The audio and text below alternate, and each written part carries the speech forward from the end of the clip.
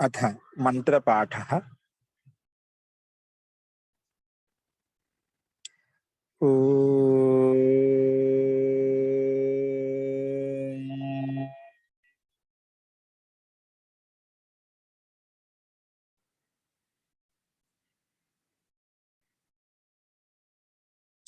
सहनाववतु सहनौ भुनक्तु सह वीर्यं करवावहै तेजस्विनावधीतमस्तु मा विद्विषावहै। ॐ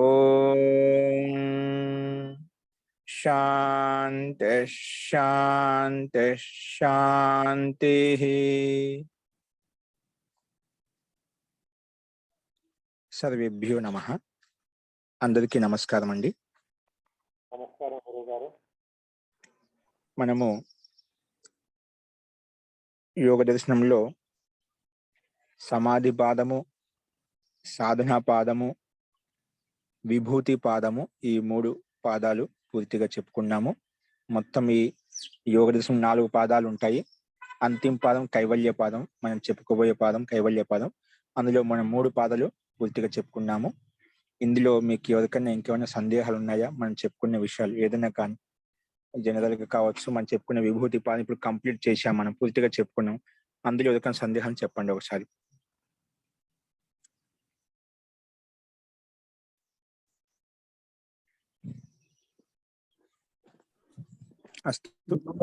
గురువుగారు జీ నమస్తే అండి. జీ చెప్పండి. మనకు 3 చాప్టర్లు అయిపోయాయి. ఈ 3 చాప్టర్లు ఒక్కసారి పునరావలోకనం చేస్తారా? 4వది మొదలు పెట్టే ముందు.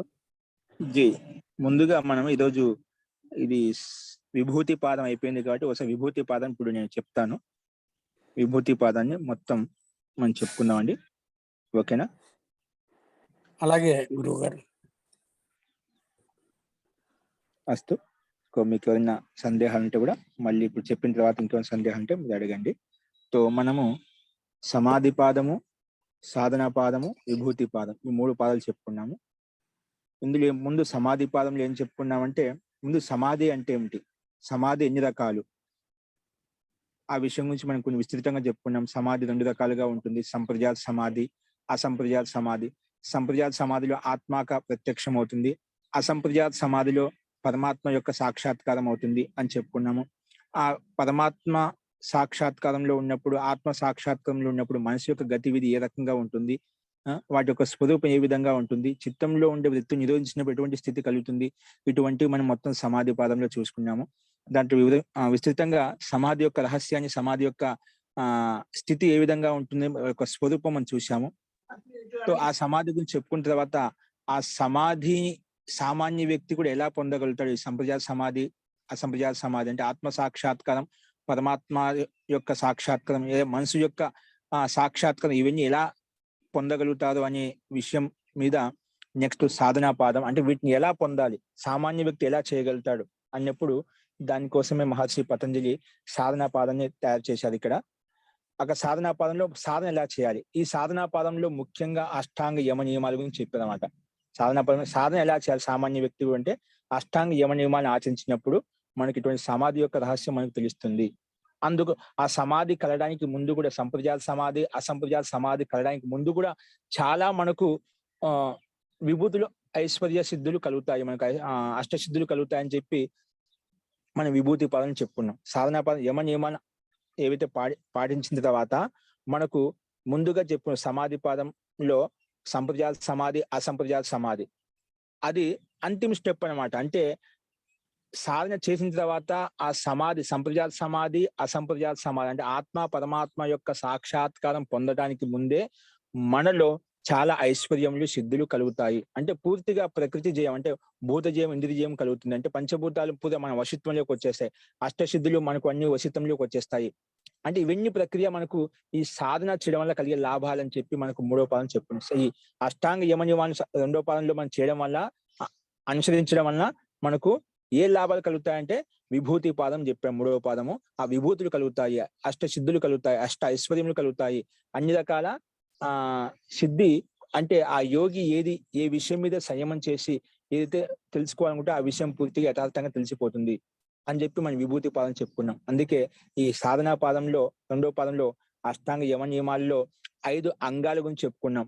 యమ, నియమ, ఆసన, ప్రాణాయామ, ప్రత్యాహార. ఈ సాధనా పాదంలో ముఖ్యంగా 5 అంగాల గురించి విస్తృతంగా ఇచ్చారు ఇక్కడ.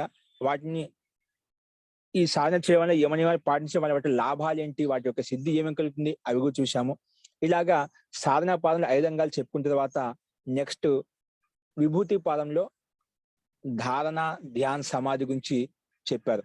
అంటే ఇవి అంతరంగ సాధనలు. ఇవి 5 అంగాలు బహిరంగ సాధనములు ద్వితీయ పాదం చెప్పినట్టువి. తృతీయ పాదంలో ధారణ, ధ్యాన, సమాధిని తృతీయ పాదం తీసుకున్నారు. ఆ తృతీయ పాదం ఎందుకు తీసుకున్నారంటే దానివల్ల, ఎందుకంటే ఈ 5 అంగాలు యథార్థంగా మనము విధి విధాన పూర్వకంగా ఆచరించినప్పుడే ఈ 5 అంగాలను అప్పుడు మనకు ధారణ, ధ్యాన, సమాధి స్థితి కలుగుతుంది అనమాట. అందుకే అక్కడ ఆ ధారణ, ధ్యాన, సమాధి స్థితి కలిగిందంటే అది కూడా ఒక ఐశ్వర్యం అంట. ధారణ పొందాలన్నా, ధ్యాన స్థితికి రావాలన్నా, ధ్యానం నుంచి మళ్ళా సమాధిలోకి వెళ్ళాలన్నా అది ఎంతో సూక్ష్మ ప్రక్రియ అనమాట. అందుకే అది విభూతి, అది కూడా ఒక ఐశ్వర్యం. అందుకే విభూతి పాదం తీసుకొచ్చి పెట్టారనమాట ఈ 3 అంగాలను. కాబట్టి ఈ 5 అంగాలు పర్ఫెక్ట్ గా ఆచరించినప్పుడు, విధి నియమ పూర్వకంగా మనం ఆచరించినప్పుడు మనకు ధారణ, ధ్యాన, సమాధికి స్థితి యోగ్యత మనకు కలుగుతుంది. కాబట్టి ఆ స్థితి కలిగినప్పుడు ఎటువంటి విభూతులు కలుగుతాయి అనేది మనం ఈ విభూతి పాదం చూస్తున్నాము. కాబట్టి ద్వితీయ పాదం 5 అంగాల గురించి చెప్పుకున్నాము. నెక్స్ట్ విభూతి పాదము ఈ రోజు మనం ఒకసారి మళ్ళీ పునరావలోకనం చేసుకుందామండి. మొత్తము ఈ విభూతి పాదంలో ఏం చెప్పారంటే ధారణ, ధ్యాన, సమాధి గురించి చెప్పారు. అందులో ముందుగా ధారణ అంటే ఏమిటి అనేది ఇక్కడ సూత్రబద్ధంగా చూస్తేనే మనము మొట్టమొదటి సూత్రము దేశబంధ చిత్తస్య ధారణ. దేశబంధ చిత్తస్య ధారణ. ఏదో ఒక దేశంలో, ఏదో ఒక స్థానంలో మన మనసుని కేంద్రీకరించడాన్ని ధారణ అంటాము. అవి 5 అంగాలు బాగా మనం ఆచరించినప్పుడు ఇటువంటి యోగ్యత మనకి ఏదైనా ఒక దేశంలో, ఒక స్థానంలో స్థిరీకరించడానికి మనకు యోగ్యత కలుగుతుంది అన్నమాట. అందుకే అది ఎక్కడ చేయాలి ధారణ అంటే దేశబంధ చిత్తస్య ధారణ. ఏదో ఒక విషయంలో అవి మనకు విషయాలు చెప్పారు ఇక్కడ. నాభి చక్రంలో కావచ్చు, హృదయ పుండరీకంలో కావచ్చు, మూర్ధాలో కావచ్చు, మస్తిష్కంలో కావచ్చు, నాసికాగ్రంలో కావచ్చు, జిహ్వాగ్రంలో కావచ్చు. మనకు ఎక్కడ ఏ స్థలం అయితే అనుకూలంగా ఉంటుందో ఆ స్థలంలో మనసుని కేంద్రీకరించాలి. దేశంలో ఏదో ఒక దేశంలో బంధించాలి. దాన్ని ధారణ అంటాము. కాబట్టి ఈ రకంగా మనసును ఏదో ఒక విషయంలో బంధించాలని చెప్పారు. దాన్ని ధారణ అంటాము. అలా ధారణ ఎక్కడైతే మనం ఏ విషయంలో, ఏ స్థానంలో అయితే ధారణ చేశామో అదే విషయంలో, అదే జ్ఞానంలో, ధారణలో ఒక విషయం ఖచ్చితంగా ఉంటుందండి. ఏదో ఒక విషయం ఉంటుందన్నమాట. అప్పుడు ఏ స్థానంలో అయితే నువ్వు జ్ఞానాన్ని ధారణ చేస్తున్నావో అదే విషయాన్ని నిరంతరంగా నువ్వు చేస్తూ ఉంటేనా, అదే నిరంతరం కంటిన్యూగా నడుస్తూ ఉంటేనా అదే ధ్యానంగా మారిపోతుంది. అదే విషయాన్ని సూత్ర రూపంలో తత్ర ప్రత్యయ ఏకతానత ధ్యానం. ఏకతానత ప్రత్యయస్య అంటే ఇప్పుడు ధారణ అనేది ఏ విషయంలో చేస్తున్నామో ఆ జ్ఞానం మీద ఏకతానత అంటే నిరంతరత కంటిన్యూటీగా ఉంటున్నప్పుడు ఏమవుతుంది, అదే ధ్యానంగా మారిపోతుంది. మన ధారణ కంటిన్యూగా ఒకే విషయం మీద మన జ్ఞాన వృత్తి ఉన్నప్పుడు ఆ వృత్తి ఏ విధంగా మారిపోతుందంటే ధ్యానంగా మారిపోతుంది. అందుకే తత్ర ప్రత్యయ అంటే జ్ఞానం. ఆ ప్రత్యయ ఏకతానత కంటిన్యూటీ ఏదైతే ఉందో దాన్ని ధ్యానం అంటాము. కాబట్టి తత్ర ప్రత్యయ ఏకతానత ధ్యానం, దాని ధ్యానంగా మారిపోతుంది. ధారణ అనేది కంటిన్యూగా చేస్తూ ఉంటే, నిరంతరంగా నడుస్తూ ఉంటే అది ధ్యానంగా మారిపోతుంది అని చెప్పుకున్నాం. తర్వాత ఆ ధ్యానం ఏమవుతుంది, మళ్ళా ముందు ధారణ చేశాము, ధారణ చేసాము అక్కడే మన ధ్యానం చేయడం వల్ల అది ధ్యాన స్థితికి మారిపోతుంది. ధారణ యథార్థంగా ఉన్నప్పుడు ఆ ధ్యానంలోకి మారిపోతుంది చెప్పాం. ఆ ధ్యానమే మళ్ళీ అదే కంటిన్యూగా నడుస్తూ ఉంది అనుకోండి, ధ్యానంలో ఉంటుంది, ఏకతానత ఉంటుంది. అంటే ప్రత్యయం అంటే జ్ఞానం యొక్క ప్రవాహం ఒకే విధంగా నడుస్తుంది. సముద్రంలో అలలు ప్రవాహం ఏ విధంగా కంటిన్యూ నడుస్తూ ఉంటుందో అలాగా జ్ఞానం యొక్క వృత్తి అనేది ప్రవాహ రూపంలో ఆ జ్ఞాన ప్రవాహం నడుస్తూ ఉంటుంది. అటువంటి స్థితి కంటిన్యూగా మళ్ళీ అదే కొనసాగించినప్పుడు ఏమవుతుందంటే తదేవ అర్థమాత్ర నిర్భాసం స్వరూప శూన్యమివ సమాధి. తదేవ అర్థమాత్ర నిర్భాసం. ఆ ధ్యానం అనేది అర్థమాత్ర అంటే ఆ శబ్దం ఏ విషయంలో, ఏ జ్ఞానంలో అయితే మనము ధారణ ధ్యానం చేస్తున్నామో ఆ ఏ విషయ జ్ఞానం ఏదైతే ఉందో ఆ విషయం యొక్క అర్థం ఏదైతే ఉందో ఆ అర్థంలో పూర్తిగా నిశ్చయంగా దాంట్లో లీనమైపోతాము. అంటే యథార్థమైన జ్ఞానం ఏదైతే ఉందో, ఏ విషయాన్ని అయితే మనం గ్రహిస్తున్నామో, ఏ విషయాన్ని అయితే ధారణ ధ్యానం చేస్తున్నామో ఆ విషయ పరిజ్ఞానంలో యథార్థంగా లీనమైపోతాము. అందుకే తదేవ అర్థమాత్రం అక్కడ ఆభాసం అవుతుంది. అక్కడ శబ్దం ఉండదు, దాని యొక్క అర్థం ఉండదు. దాని యొక్క స్వరూపం ఏదైతే ఉందో, అర్థం యొక్క జ్ఞానం ఏదైతే ఉందో అది మాత్రమే మనకు అక్కడ ఆ సమాధి స్థితి మనకు కలుగుతుంది. కాబట్టి తదేవ అర్థమాత్ర నిర్భాసం స్వరూప శూన్యమివ సమాధి. కాక స్వరూపం ఉండదు, శబ్దం యొక్క స్వరూపం ఉండదు.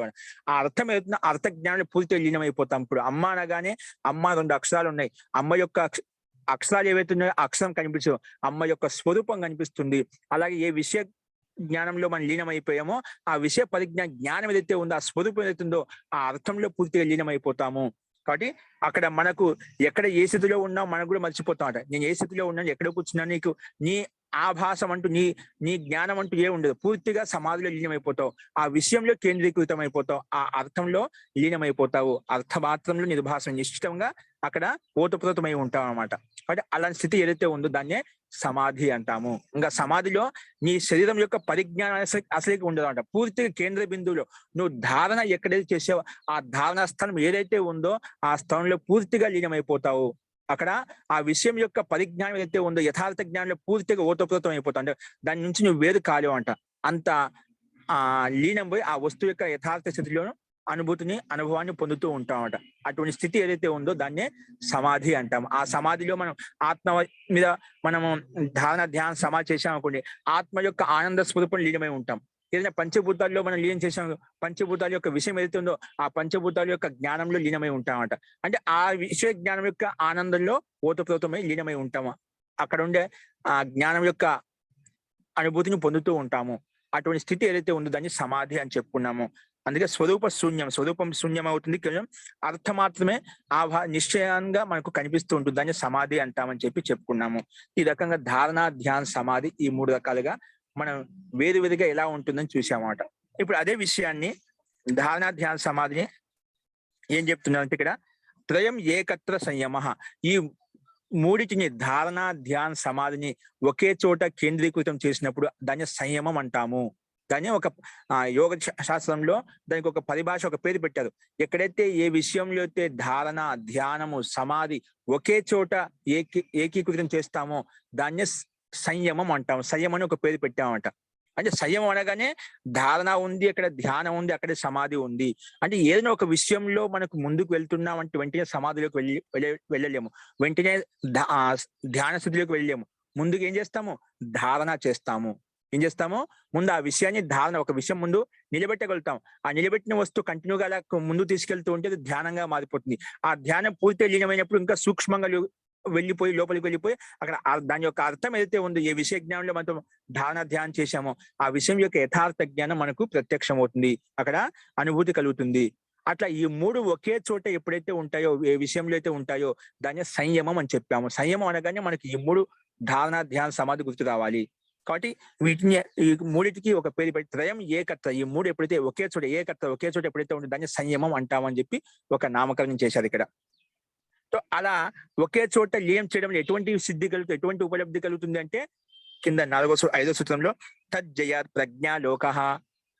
ఆ 3టిని ధారణ, ధ్యాన, సమాధిని ఏకత్ర సంయమం చేస్తే ఏం కలుగుతుందంటే, అటువంటి స్థితిలో ఏం కలుగుతుందంటే నీ బుద్ధికి తజ్జయాత్ ప్రజ్ఞాలోక, ప్రకృష్టమైనటువంటి విశిష్టమైన జ్ఞానం ప్రకాశం కలుగుతుందంట. ఎప్పుడైతే ఏదైనా ఒక విషయంలో 3టిని ఒకే చోట ఎప్పుడైతే నిలబెట్టగలుగుతామో అప్పుడు విశిష్టమైనటువంటి ప్రజ్ఞానము, ప్రకృష్టమైన జ్ఞానం, ఉత్కృష్టమైన జ్ఞానం మనకు కలుగుతుంది. ఆ యోగికి కలుగుతుంది. ఎవరైతే చేస్తారో ఆ యోగ సాధకుడికి కలుగుతుంది. ఏం కలుగుతుంది? తజ్జయాత్ ప్రజ్ఞాలోక, ప్రకృష్టమైన జ్ఞానలోకము అంటే జ్ఞానం యొక్క ప్రకాశం కలుగుతుంది. ఈ సంయమం సిద్ధించడం వలన, ఈ 3 ఒకే చోట తీసుకొచ్చి సాధించడం వలన ఆ విశిష్టమైన ప్రజ్ఞాలోకం అతనికి ఏర్పడుతుంది, ఆ యోగికి ఏర్పడుతుంది. కాబట్టి ఈ రకంగా ప్రజ్ఞాలోకం ఏర్పడుతుంది. అటువంటి ప్రజ్ఞాలోకం ఏదైతే ఏర్పడిందో అటువంటి యోగ్యత కలిగినప్పుడు ఏమవుతుంది? తస్య భూమిషు వినియోగ అని చెప్పి ఆలోచించుకొని చెప్పుకున్నామట. తస్య భూమిషు వినియోగ. ఇప్పుడు ఎవరికైతే ఆ సంయమ సిద్ధి కలిగిందో, సంయమ సిద్ధి కలిగిన వెంటనే ప్రజ్ఞాలోకం ఉత్పన్నమవుతుంది. విశిష్టమైన ప్రజ్ఞాలోకం, ప్రకృష్టమైన జ్ఞానంలో ఆ ప్రకాశం ఉత్పన్నమవుతుంది. ఆ ప్రకాశాన్ని, ఆ జ్ఞాన ప్రకాశాన్ని తస్య భూమిషు వినియోగ, భిన్న భిన్న భూముల్లో, భిన్న భిన్న విషయాల్లో, ఎక్కడ ఈ బ్రహ్మాండంలో కావచ్చు, ఈ శరీరంలో కావచ్చు, ఎక్కడ కావాలంటే ఏ విషయం కావాలంటే ఆ విషయంలో నువ్వు విలీనం చేసి ఆ విషయం యొక్క యథార్థ జ్ఞానం తెలుసుకోవచ్చు. నీ మనసులో ఏవైతే సందేహాలు ఉన్నాయో, మనకు చాలా మందికి రకరకాల సందేహాలు ఉంటాయి. ఆత్మ విషయంలో కావచ్చు, పరమాత్మ విషయంలో కావచ్చు, ఈ బ్రహ్మాండ విషయంలో కావచ్చు, ప్రతి ఒక్క భిన్న భిన్న సందేహాలు ఉంటాయంట. ఆ విషయ సందేహాలన్నింటిని కూడా ఈ సంయమం ద్వారా, అంటే ఏ విషయంలో సందేహం ఉందో ఆ విషయం మీద సంయమం చేయడం ద్వారా, సంయమం అంటే ధారణ ధ్యాన సమాధిని ఒకే చోట కేంద్రీకృతం చేయడం ద్వారా అతనికి ఆ విషయ వస్తువు యొక్క పరిజ్ఞ యథార్థంగా తెలిసిపోతుంది. ఇది అవునా కాదనేది నిశ్చయార్థంగా తెలిసిపోతుంది. కాబట్టి తస్య భూమిషు వినియోగ, ఆ ప్రజ్ఞాలోకాన్ని భిన్న భిన్న విషయాల్లో లీనం చేయడం వలన అతనికి అది ఆ విషయ పరిజ్ఞానం తెలుస్తుంది. అందుకే భిన్న భిన్న తస్య అంటే ఆ ప్రజ్ఞాలోకస్య భూమిషు భిన్న భిన్న భూముల్లో అంటే భిన్న భిన్న విషయాల్లో వినియోగించుకోవాలి, వినియోగించుకుని దాని యథార్థం విషయాన్ని తెలుసుకోవాలి అని చెప్పి ఇక్కడ 6వ సూత్రం చెప్పుకున్నాం. ఇలా చెప్పుకున్న తర్వాత 7వ సూత్రం ఏమంటున్నామంటే ఇక్కడ త్రయం అంతరంగం పూర్వేభ్య అంటే ముందు చెప్పిన 5 అంగాలు ఉన్నాయి సాధనా పాదంలో, యమ నియమ ఆసన ప్రాణాయామ ప్రత్యాహార అని 5 అంగాలు చెప్పుకున్నాం. ఈ 5 అంగాలను పోల్చుకొని చూసుకుంటే ఈ 3 అంగాలు ఏవైతే ఉన్నాయో ధారణ ధ్యానము సమాధి 3 ఇప్పుడు చెప్పుకున్నాం కదా సూత్రబద్ధంలో సూత్ర రూపంగా, అవి అంతరంగ సాధనములు అంట. ఏంటివి? త్రయం అంతరంగం అంటే ధారణ ధ్యాన సమాధి అనేవి అంతరంగ సాధనములు. ఏ దానికి తులనాలో అంటే పూర్వేభ్య ముందు చెప్పిన సమాధి పాదనలు సాధనా పాదనలు చెప్పిన 5 అంగాల దృష్టిలో ఇవి అంతరంగ సాధనములు. ఎందుకంటే యమ నియమ ఆసన ప్రాణాయామ ప్రత్యాహారాలు ఇవన్నీ శారీరకంగా ప్రత్యక్షంగా స్థూలంగా చేసేటువంటి క్రియాకలాపాలు. ఇప్పుడు యమం అంటే అహింస సత్య స్థేయ బ్రహ్మచర్య అపరిగ్రహ, ఇవన్నీ స్థూలంగా మనం ఆచరించేటివి అన్నమాట. నియమాలన్నీ కూడా అవి 5 రకాలు ఉన్నాయి. శౌచము సంతోషము తపము స్వాధ్యాయము ఈశ్వర ప్రణిధానం, ఇవన్నీ స్థూలంగా చేసేటువంటివి అంటే శారీరకంగా మన ప్రత్యక్షంగా కనిపిస్తుంటాయి అన్నమాట.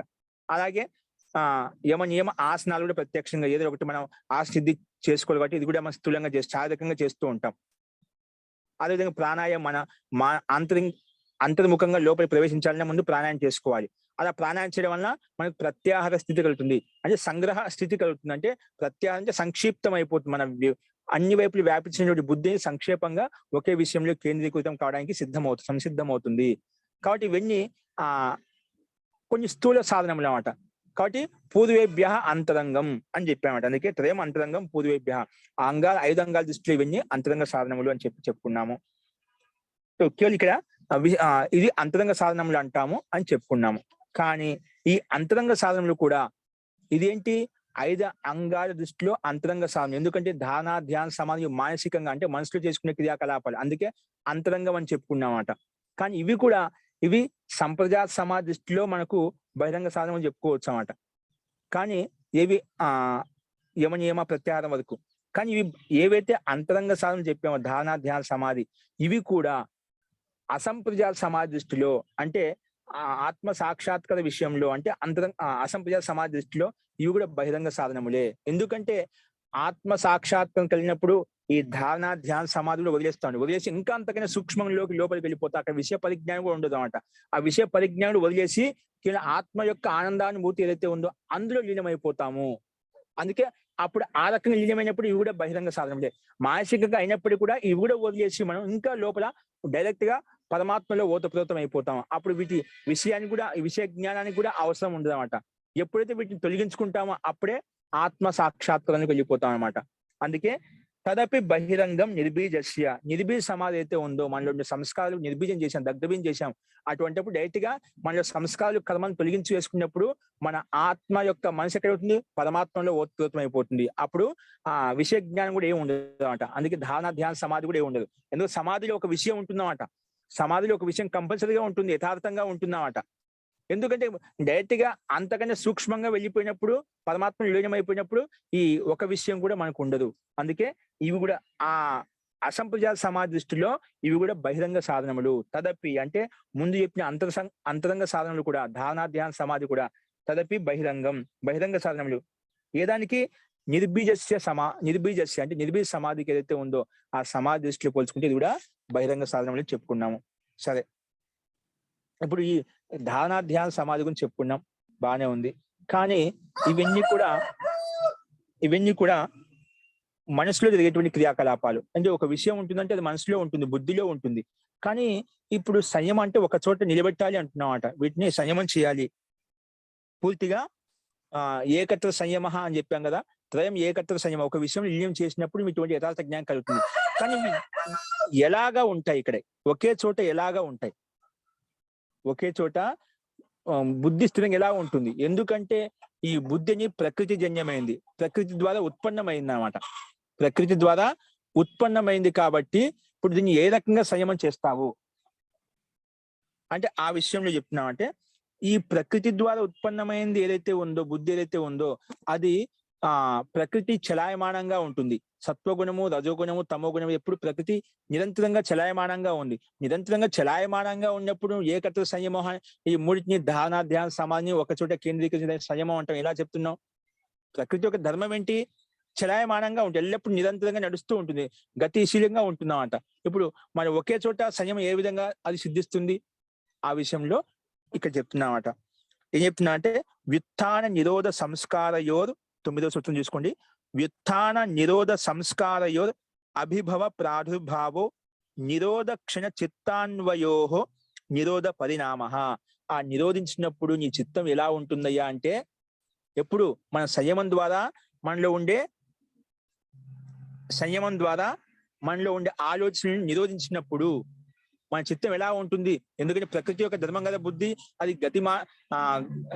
గతిశీలంగా ఉంటుంది, అంటే అది చలాయమానంగా ఉంటుంది. చలాయమానంగా ఉన్నప్పుడు నిరోధ పదం ఎలా అవుతుందంటే, దానికి సమాధానంగా వ్యుత్థాన నిరోధ సంస్కారయోహో అభిభవ ప్రాదుర్భావో నిరోధ క్షణ చిత్తాన్వయోహో నిరోధ పరిణామ. దాని నిరోధ పరిణామం అంటాం. ఏ రకంగా? వ్యుత్థాన సంస్కారం అంటే సాంసారికమైన సంసారం నుండి సంస్కారాలు ఏవైతే ఉన్నాయో, ఆలోచనలు ఏవైతే ఉన్నాయో, వ్యుత్థాన నిరోధం అంటే నిరోధించిన విధంగా ఉంటుంది. అంటే వ్యుత్థాన సంస్కారాలు అభిభవ అంటే అణిచివేయబడుతూ ఉంటాయి. సాంసారిక విషయాలు ఏవైతే ఉన్నాయో, సమాధిలో కూర్చున్నప్పుడు, ధ్యాన సమాధి చేసినప్పుడు ఏమవుతుందంటే సాంసారిక విషయాల పట్ల మనకు ఆసక్తి తొలగిపోతూ ఉంటుంది. ఆ విషయాలు అణిచివేయబడుతూ ఉంటాయి. తర్వాత నిరోధ సంస్కారాలు అణిచివేసినప్పుడు, మనలో ఉండే సాంసారిక విషయాలు అణిచివేసినప్పుడు ఏమవుతుంది? నిరోధం, ఏకాగ్రత యొక్క శక్తి మనకు కలుగుతూ ఉంటుంది. నిరోధించినప్పుడు మానసిక స్థితి భిన్నంగా ఉంటుంది. అప్పుడు ఆ యొక్క జ్ఞానంలో ఉంటుంది. అంటే నిరోధం స్థితిలో ఉన్నప్పుడు ఏ విధంగా ఉంటుందో ఆ స్థితిలో ఉంటుంది అని చెప్పి ఇక్కడ చెప్పుకున్నాము.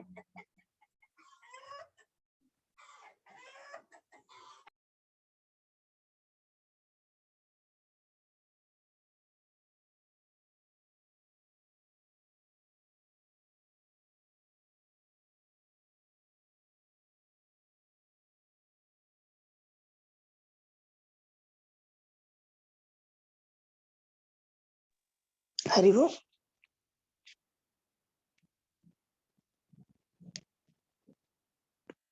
గురువు గారి సంభాషణ వినపడట్లేదండి. మ్యూట్ లో ఉన్నారండి.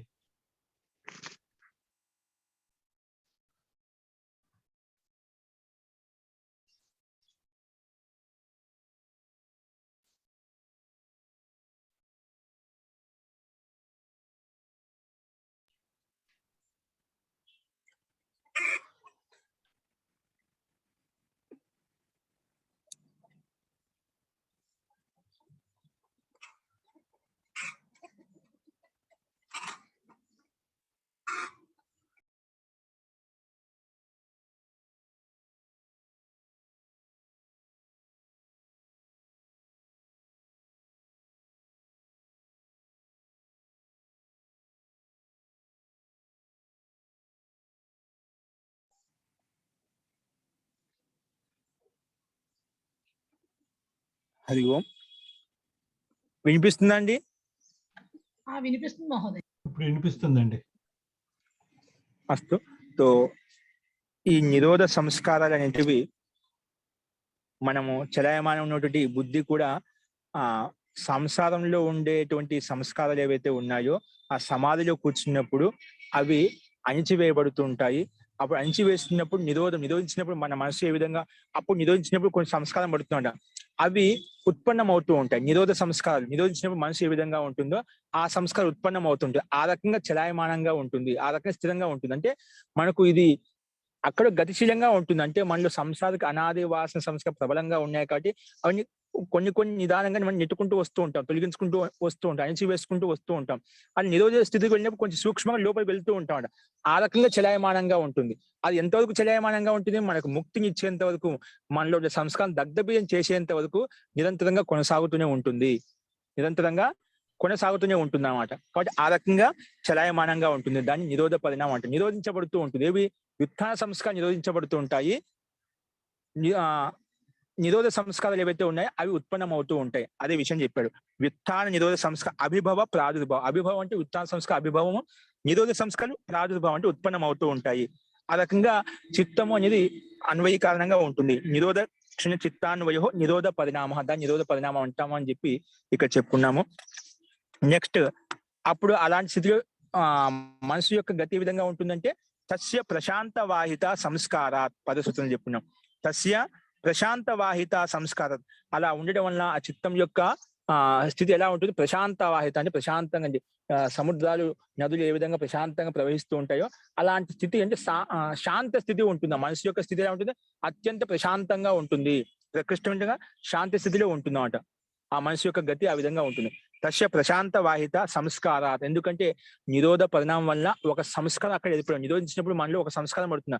ఆ సంస్కారం అనేది అక్కడ పడుతుంది కాబట్టి ఆ సంస్కారాత్ తస్య ప్రశాంత వాహిత, అటువంటి సంస్కారం వల్ల ఆ మనసుకి ప్రశాంత వాహిత కలుగుతుంది, అటువంటి స్థితి యోగ్యత కలుగుతుంది అని చెప్పి ఈ సూత్రం ద్వారా తెలుస్తుంది. నెక్స్ట్ నిరోధ పరిణామం చెప్పుకున్నాం. నిరోధ స్థితిలో ఈ రకంగా ఉంటుంది. అది వ్యుత్థాన సంస్కారాలు నిలిచివేయబడుతుంటాయి, అదేవిధంగా నిరోధ సంస్కారాలు ఉత్పన్నం అవుతుంటాయని చెప్పాం. సరే, అటువంటి సందర్భంలో చిత్తం ప్రశాంతంగా ఉంటుందని చెప్పుకున్నాం. మరి సమాధి పరిణామం ఎలా ఉంటుంది? సమాధిలో పరిణామం ఏ రకంగా పరిణమిస్తుంది అంటే దానికి సమాధానంగా సర్వార్థ ఏకాగ్రతయో క్షయోదయో చిత్తస్య సమాధి పరిణామ. ఏం చెప్పారండి? సర్వార్థ ఏకాగ్రతయో క్షయోదయో చిత్తస్య సమాధి పరిణామ. సమాధి పరిణామం అంటే ఏమిటంటే సమాధిలో మనసు ఏ రకంగా పరిణామం చెందుతూ ఉంటుందంటే సమాధిలో కూర్చున్నప్పుడు సమాధి చెప్పిన తదేవ అర్థమాత్ర నిర్భాసం స్వరూప శూన్యమివ సమాధి అని చెప్పిన ఆ సమాధి స్థితిలో చిత్తం ఏ రకంగా మార్పులు చెందుతూ ఉంటుందంటే ఆ విషయం చెప్తున్నాం ఇక్కడ. సర్వార్థ ఏకాగ్రత యోహో అంటే మన మనస్సు అన్ని విషయాల్లో వ్యాపించి ఉంటుంది, భిన్న భిన్న విషయాల్లో వ్యాపించి ఉంటుంది. ఆ సర్వార్థ అన్ని విషయాలు వ్యాపించింది ఏకాగ్రత యోహో అంటే అన్ని విషయాల నుంచి తొలగించుకుంటూ ఏకాగ్రత వైపు వస్తుంది. అంటే అన్ని విషయాలు తొలగించినప్పుడు అవుతుంది. అందుకే సర్వార్థ ఏకాగ్రత యోహో క్షయ, సర్వార్థ క్షయ ఏకాగ్రత ఉదయ అంటే ఏకాగ్రత ఉదయిస్తూ ఉంటుంది, ఏకాగ్రత స్థితి ఉత్పన్నం అవుతూ ఉంటుంది. సర్వార్థత అంటే మన విషయం అని మన మనసు అన్ని చోట్ల వ్యాపించి భిన్న భిన్న విషయాలు వ్యాపించి ఉంది కదా, వాటిని క్షయం చేస్తూ ఉంటాం, నాశనం చేస్తూ ఉంటాము, ఏకాగ్ర స్థితి పొందుతూ ఉంటున్నా. ఏకాగ్ర స్థితి కలిగినప్పుడు ఏవైతే సంస్కారాలు ఉత్పన్నం అవుతాయో ఆ సంస్కారం ఉత్పన్నం అవుతూ ఉంటుంది. కాబట్టి సర్వార్థ ఏకాగ్రత అంటే సర్వార్థ అనేది తొలగించుకుంటూ ఏకాగ్ర స్థితిలోకి వస్తూ ఉంటాము. సర్వార్థ అన్నప్పుడు క్షయం అవుతుంది, ఏకాగ్రత అన్నప్పుడు ఉదయం అవుతుంది. అంటే ఏకాగ్రత యొక్క సంస్కారాలు ఉత్పన్నం అవుతూ ఉంటాయి. అలా జరుగుతూ ఉండే స్థితిని ఏమంటాం? ఇక్కడ సమాధి పరిణామం అంటాం. సమాధి పరిణామం ఈ స్థితి కలుగుతున్నాం అంటే అత్యంత ఏకాగ్ర స్థితిలోకి వెళ్ళిపోతూ ఉంటాము. ఏ విషయంలో అయితే లీనం చేశామో అక్కడ ఆ విషయ పరిజ్ఞానం ఉంటుంది. అంటే అన్ని వైపుల నుంచి మనం తొలగించుకుంటూ మనసును అత్యంత కేంద్ర బిందులోకి తీసుకొస్తామట. అంటే ఆ ఏకాగ్రత యొక్క సంస్కారాలు ఉత్పన్నం అవుతూ ఉంటాయి. అటువంటి స్థితి అనేది సమాధి పరిణామం జరుగుతుంది. కాబట్టి దీన్ని సమాధి పరిణామం అని చెప్పి చెప్పుకున్నాము. ఇప్పుడు అలా సమాధి పరిణామంలో ఉన్నప్పుడు ఏ విధంగా వస్తుంది? అప్పుడు అత్యంత ఏకాగ్ర స్థితిలో వెళ్ళిపోతున్నావు. ఆ అన్ని వైపులో వ్యాపించినటువంటి బుద్ధి ఏదైతే ఉందో, సంస్కారాలు ఏవైతే అవి తొలగించుకుంటూ ఏకాగ్ర స్థితిలోకి వచ్చావు. అటువంటి స్థితి ఎలా కలుగుతుందంటే దానికి సమాధానంగా మన 12వ సూత్రంలో తతః దాని వలన పునః శాంతోదితౌ తుల్య ప్రత్యయౌ చిత్తస్య ఏకాగ్రత పరిణామః. తతః పునః శాంతోదితౌ తుల్య ప్రత్యయౌ చిత్తస్య ఏకాగ్రత పరిణామః. ఇప్పుడు ఒక విషయంలో మనము సమాధి అన్నప్పుడు ఏదో ఒక విషయం ఖచ్చితంగా ఉంటుంది. ఆ విషయం మనం ఏదో ఒక విషయంలో పూర్తిగా లీనమై ఉంటామంట.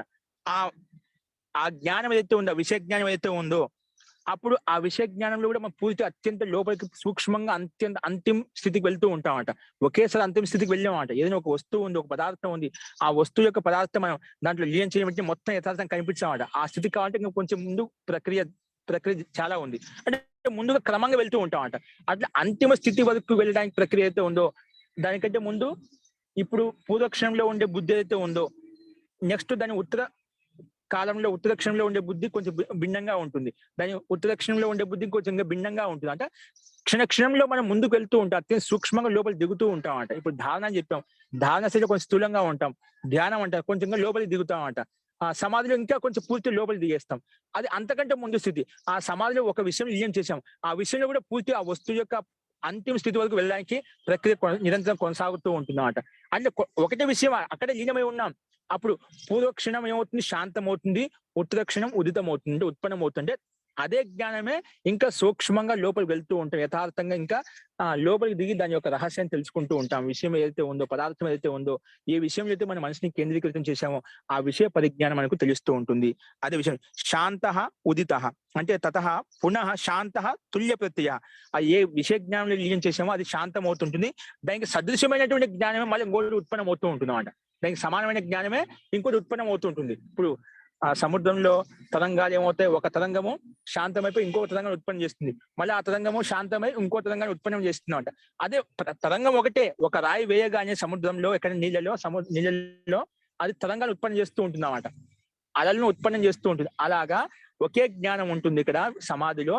ఆ సమాధిలో పూర్వ జ్ఞానం శాంతమవుతుంది, దాని ఉత్తర జ్ఞానం ఉత్పన్నం అవుతుంటుంది. అట్లా శాంతం కావడం ఉత్పన్నం కావడం, అట్లా అత్యంత సూక్ష్మ స్థితిలోకి లోపలికి వెళ్తూ ఉంటాం అన్నమాట. ఆ లోపలికి వెళ్ళి అత్యంత సూక్ష్మ స్థితి ఏదైతే ఉందో అది ఉదయిస్తూ ఉంటుంది, ఆ సంస్కారం ఉత్పన్నం అవుతూ ఉంటుంది, ఆ జ్ఞానం ఉత్పన్నం అవుతూ ఉంటుంది, సూక్ష్మంగా యథార్థంగా తెలుస్తూ ఉంటుంది. ఆ స్థితి ఇక్కడ ఆ స్థితి ఏదైతే ఉందని ఏకాగ్రత పరిణామం అని చెప్పి చెప్పుకున్నాం. అంటే ఏకాగ్రతలో అత్యంత సూక్ష్మ స్థితిని ఇక్కడ ఏకాగ్రత పరిణామం చెప్పుకున్నాం. ముందుగా నిరోధ పరిణామంలో బాహ్య సంస్కారాలను తొలగించుకుంటూ నిరోధ సంస్కారం ఉత్పన్నం చేసుకున్నాము. తర్వాత సమాధిలో కూడా ఏం చేసినామంటే ఆ సమాధిలో ఇప్పుడు అక్కడ కూడా నిరోధ సంస్కారాలు ఏవైతే ఉన్నాయో అక్కడ కొంచెం పూర్తిగా వ్యాపించి ఉంటుందంట. ఆ అన్ని చోట్ల వ్యాపించిన బుద్ధిని మనం తొలగించుకుంటూ ఏకాగ్ర స్థితిలోకి వచ్చాం. ఆ ఏకాగ్ర స్థితిలో కూడా మనం ఏం చేసామంటే ఇంకా అత్యంత ఏకాగ్ర స్థితిలో వెళ్ళినప్పుడు దాన్ని ఏకాగ్రత పరిణామం అని చెప్పి ఇక్కడ చెప్పుకున్నాం. ఆ ఏకాగ్రత పరిణామంలో పూర్వ జ్ఞానం ఉత్తర జ్ఞానం ఉత్పన్నం చేస్తూ ఉంటుంది అన్నమాట. పూర్వ జ్ఞానం శాంతం అవుతుంటే ఉత్తర జ్ఞానం ఉత్పన్నం చేస్తూ ఆ పదార్థం యొక్క ఆ వస్తువు యొక్క అంతిమ స్థితి వరకు మనం ముందుకు వెళ్తూ ఉంటాం. దాన్ని ఏకాగ్రత పరిణామం అని చెప్పి చెప్పుకున్నాం ఇక్కడ. అందుకే తతః దాని వలన పునః శాంతోదితో తుల్య ప్రత్యయం సమాన జ్ఞానము, ప్రత్యయం అంటే జ్ఞానం, సమాన జ్ఞానము చిత్తస్య ఏకాగ్రత పరిణామ. అది సమాజ్ఞానమే ఏ రకంగా అయితే ముందుకు వెళ్తూ ఉంటుందో, సూక్ష్మంగా లోపలికి వెళ్తుంటామో దాన్నే ఏకాగ్రత పరిణామం అంటాము అని చెప్పి ఇక్కడ చెప్పుకున్నాం. ఈ రకంగా 3 రకాల పరిణామాలు చెప్పుకున్నాం. ఏం చెప్పుకున్నా, నిరోధ పరిణామం ఒక రకంగా ఉంటుంది, దాని తర్వాత సూక్ష్మంగా సమాధి పరిణామం ఇంకో రకంగా ఉంటుంది, తర్వాత ఏకాగ్రత పరిణామం ఇంకో రకంగా ఉంటుంది. అంటే ఏకాగ్రత పరిణామం ఇంకా లోపలికి అత్యంత సూక్ష్మంగా ఆ వస్తువు యొక్క అంతిమ స్థితి వరకు, అంతిమ కొనసీమ వరకు మనం వెళ్ళిపోతాము. ఈ రకంగా 3 పరిణామాలు మనం చెప్పుకున్నాము. కాబట్టి నిరోధ పరిణామము, సమాధి పరిణామము, ఏకాగ్రత పరిణామంలో అత్యంత ఆ వస్తువు యొక్క సీమ వరకు, కొన భాగం వరకు వెళ్ళి తెలుసుకుంటాం, యథార్థంగా తెలుసుకుంటాం. ఈ రకంగా 3 రకాల పరిణామాలు చెప్పుకున్నాం. తర్వాత ఏం చెప్పినా, దీనివల్ల ఈ పరిణామాల ద్వారా మనము ఏతేన భూతేంద్రియేషు ధర్మ లక్షణ అవస్థా పరిణామ వ్యాఖ్యాత. అది ఇంకా సంసారంలో ఈ రకమైన స్థితి కలిగింది అనుకోండి, సంసారంలో ఏదైనా పదార్థం తీసుకోండి, బ్రహ్మాండంలో ఏదైనా పదార్థం తీసుకోండి, అది దాని యొక్క ధర్మ లక్షణ అవస్థా పరిణామాన్ని కూడా ఇదే విధంగా మనం అర్థం చేసుకోవాలి. అది వ్యాఖ్యానించబడినట్టుగా మనం అర్థం చేసుకోవాలని చెప్పి ఈ సూత్రం ద్వారా తెలుస్తున్నాం అన్నమాట. పై ధర్మ లక్షణ పరిణామం తెలుసుకున్నామంటే అంటే పైన ఏకాగ్రత పరిణామము, సమాధి పరిణామము, అదేవిధంగా నిరోధ పరిణామంలో ఏ విధంగా మార్పులు వచ్చాయో, ముందుగా స్థూలమైన విషయాలను తొలగించుకుని కొంచెం నిరోధ సంస్కారం వైపు వెళ్ళాము. అక్కడి నుంచి ఇంకా కొంచెం ముందుకు వెళ్ళిపోయి అన్ని విషయాలను తొలగించేసి ఏకాగ్రతలోకి వచ్చాం. ఇంకా అక్కడ కొంచెం ముందుకు వెళ్ళిపోయి ఆ ఏకాగ్రతలో కూడా ఒక పూర్వ స్థితిని వదిలేసి ఉత్తర స్థితిని పొంది అత్యంత సూక్ష్మ స్థితికి వెళ్ళిపోయామంట. ఆ రకం మార్పులు జరుగుతూ ఉన్నాయి.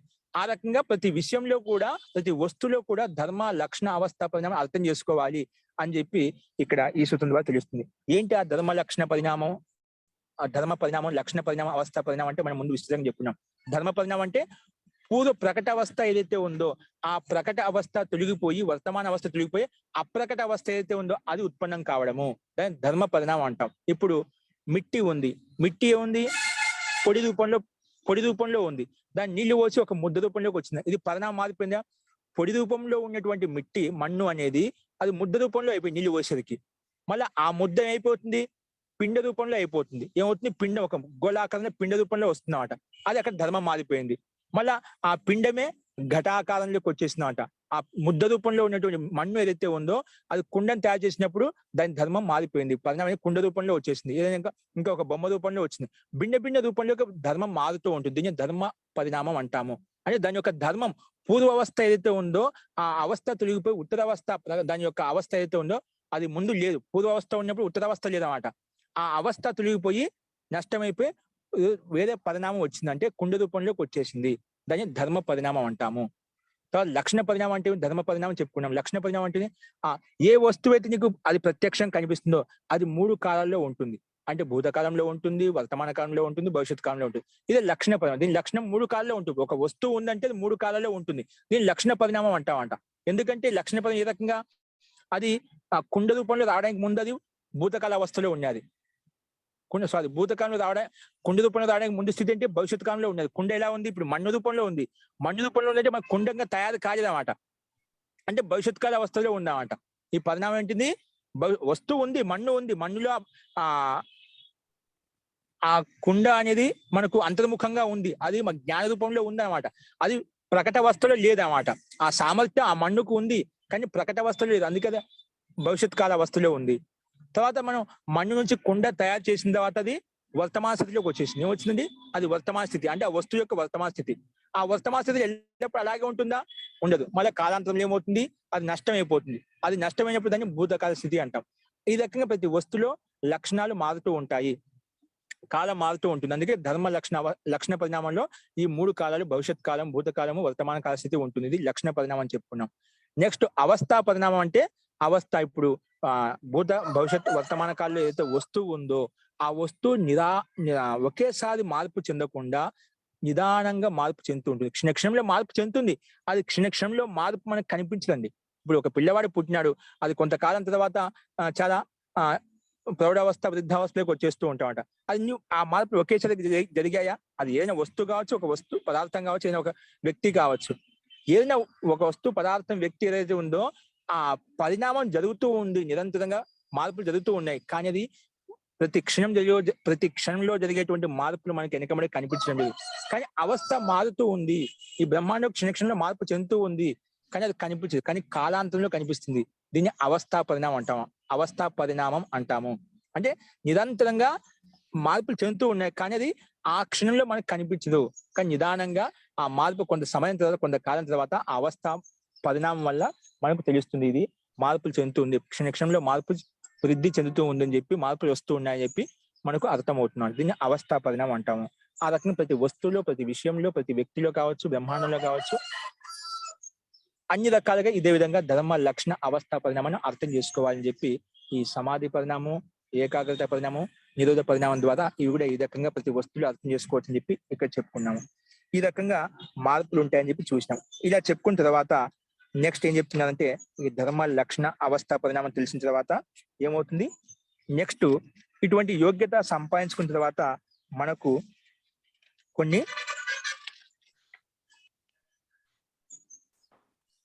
ఇటువంటి స్థితి ఎప్పుడైతే వస్తుందో మనకి ఏమవుతుంది? ఇప్పుడు ధర్మ లక్షణ అవస్థ పరిణామాలు 3 ఉంటాయి.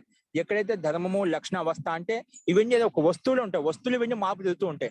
అటువంటి స్థితిని ఇక్కడ ఏం చెప్పారంటే ధర్మి అని చెప్పామట. అది ఒక చూడండి 14 సూత్రంలో, శాంత ఉదిత అవ్యపదేశ ధర్మానుపాతి ధర్మి. శాంత ఉదిత అవ్యపదేశ ధర్మానుపాతి ధర్మి అంటే భూతకాల అవస్థ, వర్తమాన కాల అవస్థ, భవిష్యత్ కాల అవస్థ ధర్మాల్లో ఒక వస్తువు నిరంతరంగా మార్పు చెందుతూ ఉంటుంది కదా. ధర్మము, లక్షణం, అవస్థ మారుతూ ఉంటుందా, అవన్నీ ఒక వస్తువులో ఉంటాయి అన్నమాట. అని అటువంటి వస్తువుని ఏమంటాము? ఈ 3 ఎక్కడైతే ఉంటుందో దాన్ని ధర్మి అంటాము. దాన్ని ఏమంటాము? ధర్మి అంటాం. ఇప్పుడు ఒక మన్ను ఉంది, ఏంటండి, కుండ ఉంది. అది కుండ ఏంటి? ఒక అవయవం అన్నమాట. సో అది అవయవి అనమాట. ఏంటి? ఆ మన్ను అనేది అవయవి. అంటే అవయవి ద్వారానే మనం భిన్న భిన్న అవయవాలు తయారు చేస్తున్నాం, భిన్న భిన్న రూపాలు తయారు చేస్తున్నాం, భిన్న భిన్న బొమ్మలు తయారు చేస్తున్నాం అన్నమాట. అంటే ప్రకట అవస్థ ఏదైతే ఉందో అక్కడ 3 లక్షణాలు ఉంటాయి. వర్తమాన కాల అవస్థ, భూతకాల అవస్థ, భవిష్యత్ కాల అవస్థ ఏదైతే ఉందో అది దాన్ని ఆ 3 అవస్థలో కలిగినటువంటి వస్తువు, పదార్థం ఏదైతే ఉందో దాన్ని ధర్మి అంటాము, దాన్ని అవయవి అంటాము. అవయవి చెప్పుకోవచ్చు లేదా ధర్మి చెప్పుకోవచ్చు. ఓకే, ఇక్కడ ధర్మ ప్రసంగం నడుచుకుని ధర్మి అని చెప్పుకోవాలి ఇక్కడ. కాబట్టి దాన్ని ధర్మి అంటాం. ఏ వస్తువుకైతే 3 అవస్థలు ఎక్కడైతే ఉంటాయో, లక్షణ పరిమాణ, ధర్మ లక్షణ అవస్థ పరిమాణం ఎక్కడైతే ఉంటాయో దాన్నే ధర్మి అంటాం. 3 ఉండాలి. ధర్మము, లక్షణము, అవస్థా పరిణామం ఎక్కడైతే ఉంటాయో, ఏ వస్తువులు అయితే ఉంటాయో దాన్నే ధర్మి అంటాము. అది అర్థం చేసుకోవాలి. ఇప్పుడు ఏంటి? మన శరీరము ధర్మి. దీంట్లో ఉండే మార్పులు ఏవైతే జరుగుతున్నాయో, బాల్యావస్థ, యవనావస్థ, ప్రౌఢావస్థ, వృద్ధావస్థ, ఇవన్నీ ధర్మాలు. ధర్మాలు క్షణక్షణంలో మారుతూ ఉంటాయి, నిరంతరంగా మారుతూ ఉంటాయి. అవి సూక్ష్మంగా కాల అవస్థా పరిణామ రూపంలో మారుతూ ఉంటాయి. కాబట్టి ఈ మొత్తం పిండం ఏదైతే ఉందో దాన్ని ధర్మి అంటాము. దీంట్లో జరిగే మార్పులు ఏవైతే ఉన్నాయో దాన్ని ధర్మం అంటాము. కాబట్టి ఈ రకంగా మనం అర్థం చేసుకోవాలి. దాన్ని ధర్మి అంటామని చెప్పి ఇక్కడ శాంత శాంత ఉదిత అవ్యపదేశ ధర్మానుపాతి ధర్మి. ఈ ధర్మాలు ధర్మిని అనుసరిస్తూ ఉంటాయి. ధర్మంలో ఇవన్నీ మార్పు జరుగుతూ ఉంటాయి.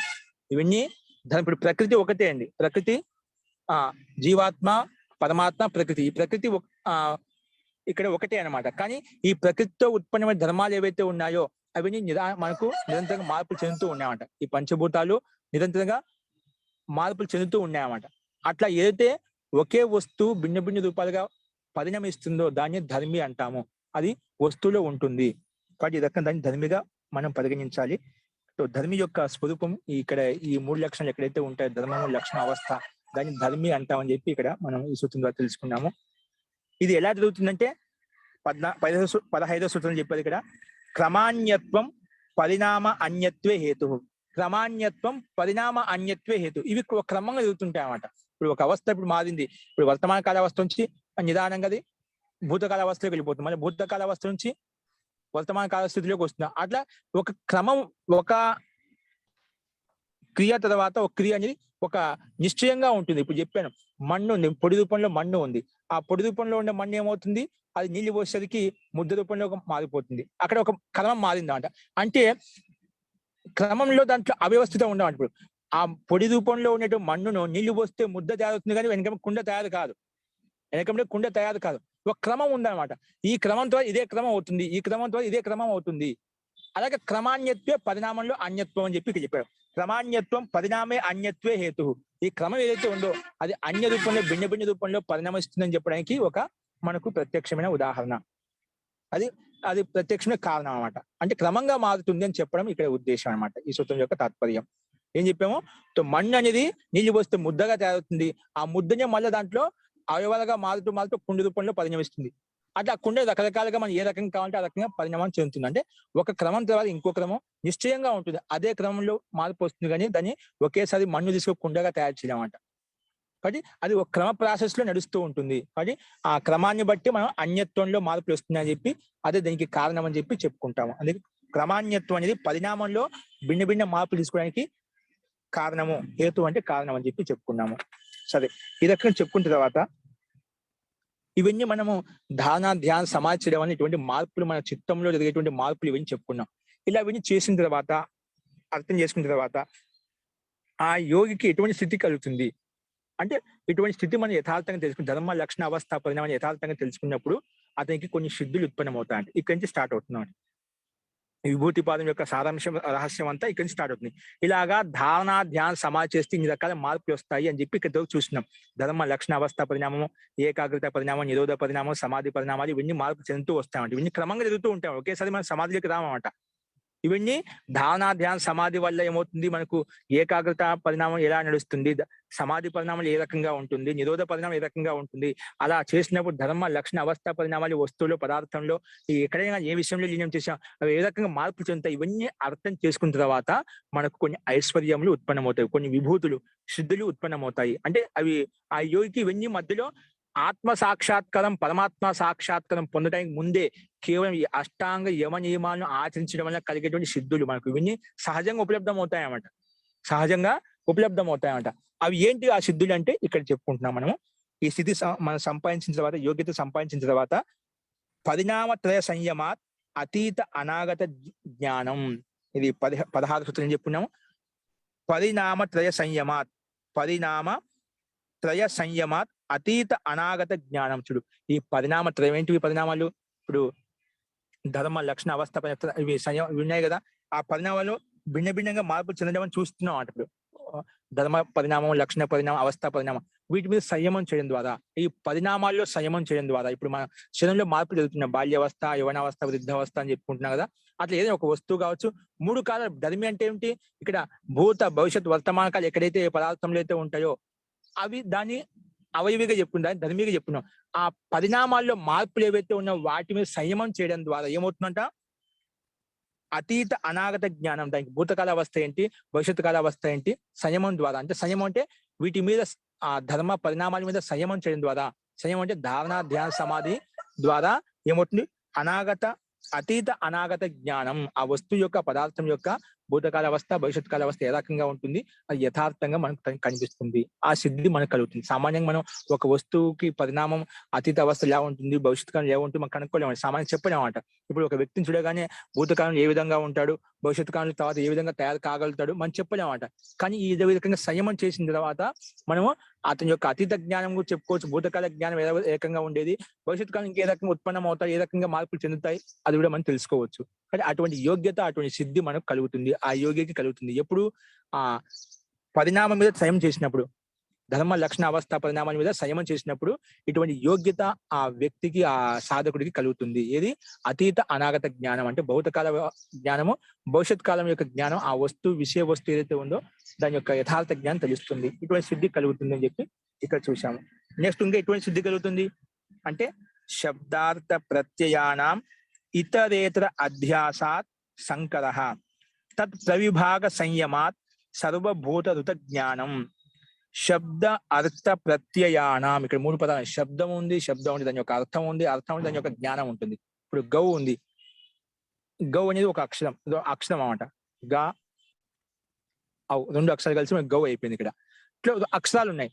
ఆ గౌ అంటే ఏమవుతుంది, ఆ గౌ అంటే ఆ పిండ విశేషం, ఆవు విశేషం ఏదైతే ఉందో మనకు తెలుస్తూ ఉంటుంది అన్నమాట. 4 కాళ్ళు ఉంటాయి, చెవులు ఉంటాయి, కొమ్ములు ఉంటాయి. ఈ రకంగా ఆ ఆవు యొక్క స్వరూపం ఏదైతే ఉందో ఆ స్వరూపం మనకు తెలుస్తుంది, అదే అర్థం అట. ఆ గౌ అనే అక్షరానికి 2 అక్షరాలకు ఆవు యొక్క పుణ్య స్వరూపం ఏదైతే ఉందో అది అంతా కనిపిస్తుంది. ఇప్పుడు ఆవు అనగానే ఆవు యొక్క లక్షణాలు ఏంటి, ఆవు ఏ రకంగా మనకు ఉపయోగపడుతుంది, దాని యొక్క జ్ఞానం యథార్థం మనం తెలుస్తున్నాం. ఆవు ఈ రకంగా ఉంటుంది, దీని యొక్క ఉపయోగం ఈ రకంగా ఉంటుంది చెప్పి ఆ రకంగా శబ్దం ఉంటుంది, అర్థం ఉంటుంది, వాటి యొక్క జ్ఞానం కూడా ఉంటుంది. ఆవు అంటే ఏమిటో దాని యొక్క స్వరూప జ్ఞానం మనం తెలుస్తున్నామట. అట్లా వాటిని శబ్దార్థ ప్రత్యయానం ఇతరేతర అధ్యాస పరస్పరం అన్ని కలిపినప్పుడు ఏమవుతుంది, అంటే కలిసిపోతాయన్నమాట. ఇతరేతర అధ్యాస సంకరః, అన్ని యథార్థ ఒకేసారి చూసిన ఒక శబ్దము అర్థము దాని యొక్క జ్ఞానం ఒకేసారి చూసినప్పుడు ఏమవుతుందంటే దాని యొక్క సంపూర్ణ జ్ఞానం కలుగుతున్నాం. సంకరః అంటే ఆ కలిసినప్పుడు అన్ని ఒకే రకమైన జ్ఞానం ఉత్పన్నం అవుతుంది.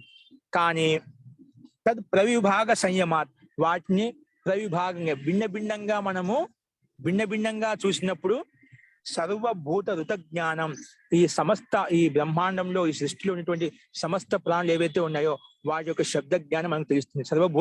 భూతంలో ఉన్నటువంటి ప్రాణులు ఏవైతే ఉన్నాయో అంటే ఆ శబ్దం ద్వారా ఏ విధంగా వాక్కును ఉపయోగించగలుగుతాయో అది వ్యక్తవాణి కావచ్చు, అవ్యక్తవాణి కావచ్చు, వాటి యొక్క జ్ఞానం మనకు తెలిసిపోతుంది. ప్రతి ఒక్క ప్రాణికి, ప్రతి ఒక్క పశు పక్షులు కావచ్చు, ఇంకేమైనా కావచ్చు, వాటి యొక్క జ్ఞానం మనకు తెలుస్తుందంట.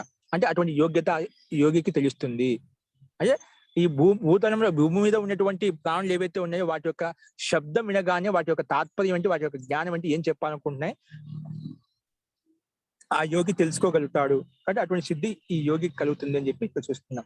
కానీ ఎప్పుడు శబ్దము, వాటి యొక్క అర్థము, వాటి యొక్క జ్ఞానం భిన్నంగా సంయమం చేసినప్పుడు, కలిపి ఒకేసారి సంయమం చేసామనుకోండి, అప్పుడు ఏమవుతుంది, ఏదైతే ఉందో అదే తెలుస్తుందంట. అంటే ప్రత్యక్షంగా ఏదైతే వింటున్నామో వ్యక్తవాణి ఏదైతే ఉందో అదే మనకు స్పష్టం అవుతుందన్నమాట. కానీ ఇక్కడ ఏం చెప్తున్నాడు, పరస్పరం ఒకేసారి కాకుండా విడివిడిగా శబ్దాన్ని సంయమం చేయాలి, అర్థాన్ని సంయమం చేసుకోవాలి, తర్వాత వారి యొక్క జ్ఞానం మీద సంయమం చేయాలి. అట్లా విభాగంగా మనం సంయమం చేసినప్పుడు, ధ్యాన సమాధి చేసినప్పుడు అటువంటి యోగ్యత కలుగుతుంది. అంటే సమస్త ప్రాణుల యొక్క ఆ శబ్దం యొక్క రహస్యం అయితే, శబ్దం యొక్క జ్ఞానం అయితే ఉందో సర్వభూత ఋత జ్ఞానం, ఆ ప్రాణి యొక్క వాక్కు యొక్క శబ్దం యొక్క అర్థం ఏదైతే ఉందో అది తెలుస్తుంది ఆ యోగికి అని చెప్పి చెప్పుకున్నాము. కాబట్టి శబ్దార్థ ప్రత్యయాల మీద విడివిడిగా చేస్తే మనకు అన్ని ప్రాణుల యొక్క శబ్దం యొక్క జ్ఞానం మనకు తెలుస్తుంది. తర్వాత ఇంకెటువంటి యోగ్యత కలుగుతుంది, ఎటువంటి సిద్ధి కలుగుతుంది యోగికి అంటే సంస్కార సాక్షాత్కరణాత్ పూర్వజ్ఞాతి జ్ఞానం. ఇవన్నీ అక్కడ శబ్దము అర్థము ప్రత్యయంలో సంయమం చేస్తే అక్కడ అన్ని ప్రాణుల యొక్క శబ్దం యొక్క యథార్థ జ్ఞానం తెలిసింది. ఇక్కడ ఏమంటున్నాడు మళ్ళా, ఒకవేళ నువ్వు సంస్కార సాక్షాత్కరణ, ఒకే సంస్కారం మీద సంయమం చేసి, మళ్ళీ సంస్కారం ఒక్కొక్కరు ఒక సంస్కారం ఉంటుందా మనకి అందరికి తెలుసు, మళ్ళీ ఏ సంస్కారం ఉందని తెలుసు, ఒక్కొక్కరిలో ఒక విషయం మీద ఆసక్తి ప్రేమ రుచి ఉంటుందన్నమాట. ఆ సంస్కారం ప్రబలంగా ఉంటుంది. ప్రతి ఒక్కరికి నాలో ఏ సంస్కారం ప్రబలంగా ఉంది ప్రతి ఒక్కరికి తెలుసు. మనం చెప్పాల్సిన అవసరం లేదు. ఎవరు దానికి వ్యాఖ్యానించాల్సిన గురువులు కానీ ఉపదేశకులు కానీ చెప్పాల్సిన అవసరం లేదన్నమాట. ఎవరిలో ఏ సంస్కారం ఉంది ప్రబలంగా అత్యంత ఉత్కృష్టంగా ఉంది ప్రతి ఒక్కరికి తెలుసు అన్నమాట. ఆ సంస్కారం మీద సంయమం చేయడం ద్వారా ఏమవుతుంది, సంయమం చేయడం ద్వారా సంస్కార సాక్షాత్కరణ, సంస్కారాన్ని సాక్షాత్కరణ చేసుకోవడం వల్ల ఏమవుతుంది, పూర్వజాతి జ్ఞానం. పూర్వజాతి ఇంకా నీలో ఏ సంస్కారం ఎటువంటి స్థితి ఉండేది మొత్తం ఆ జన్మ యొక్క రహస్యం నీకు తెలిసిపోతుంది. పూర్వజన్మ యొక్క రహస్యం నీకు తెలిసిపోతుంది. ఎప్పుడు ఒక సంస్కారం మీద నువ్వు సంయమం చేయగలిగినావంటే ఆ సంస్కారాన్ని ఆధారం చేసుకుని అక్కడ గత జన్మలో ఉన్నటువంటి సంస్కారాలు ఏవైతే ఉన్నాయో వాటి యొక్క సంపూర్ణ జ్ఞానం కూడా నీకు తెలుస్తుంది.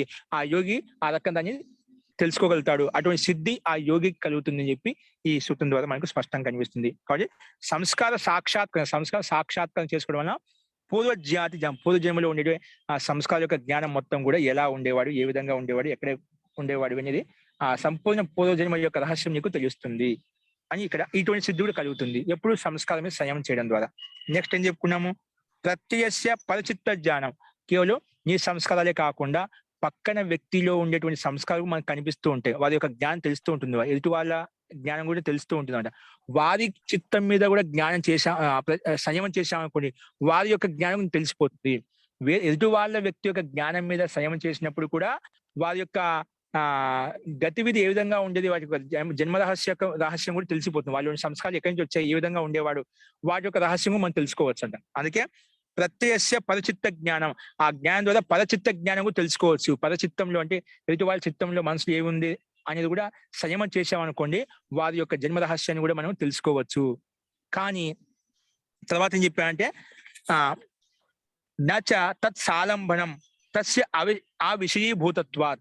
కానీ ఆ ఎదుటి వాళ్ళలో ఉండే జ్ఞానం ఏదో సంస్కారం దాని మీద సంయమం చేసి ఎక్కడ ఏ విధంగా ఉంటాడో తెలుసుకోవచ్చు. కానీ ఆ వ్యక్తి ఎవరి మీద ఆలంబనీభూతంగా ఉన్నాడు, ఏ విషయంలో ఎక్కువగా ఆసక్తిగా ఉన్నాడు అంటే ఆ విషయకి ఆ జ్ఞానానికి కూడా వేరొక ఆలంబన ఉంటుందా, ఆ జ్ఞానాన్ని మీద చేయడమాట. ఇప్పుడు ఒక వ్యక్తి ఉన్నాడు, ఈ పలానా వ్యక్తిలో ఆసక్తిగా ఉన్నాడు తెలుసన్నమాట. కానీ ఏ వ్యక్తి మీద ఆసక్తిలో ఉన్నాడు అది చెప్పలేం అన్నమాట. ఎందుకంటే అక్కడ విషయం కాదు, విషయం ఆ యోగి ఆ విషయం మీద ధ్యాన సమాధి చేయడం లేదంట. ఒకవేళ చేస్తే అది తెలుస్తుంది.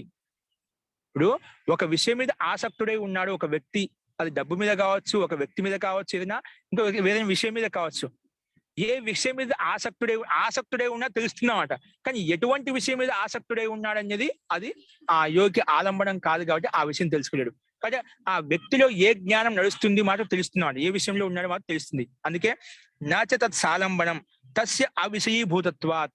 ఆ ఎదుటి వాళ్ళ చిత్తంలో మనం జ్ఞానం చేసి ఆ వ్యక్తి ఏ స్థితిలో ఉన్నాడు, ఏ జ్ఞానంలో ఉన్నాడో తెలుస్తుంది. కానీ ఆ వ్యక్తి ఎవరి మీద ఆలంబనీభూతంగా ఉన్నాడు అనేది మాత్రం తెలుసుకోలేము. ఎందుకంటే తద్ అవిషయీభూతత్వాత్. ఈ వ్యక్తి ఆ విషయం ఎవరని చెప్పి తెలుసుకోలేదు. ఆ విషయం ఏ వ్యక్తి మీద ఏ విషయం మీద ఆసక్తుడై ఉన్నాడని అనేది అది ఆ యోగిక విషయానికి ఆలంబనం కాదు కాబట్టి ఆ విషయం మనకు తెలియదు. కానీ ఆ చిత్తంలో ఏం నడుస్తున్నది మాత్రం తెలుసుకోగలుగుతాడు.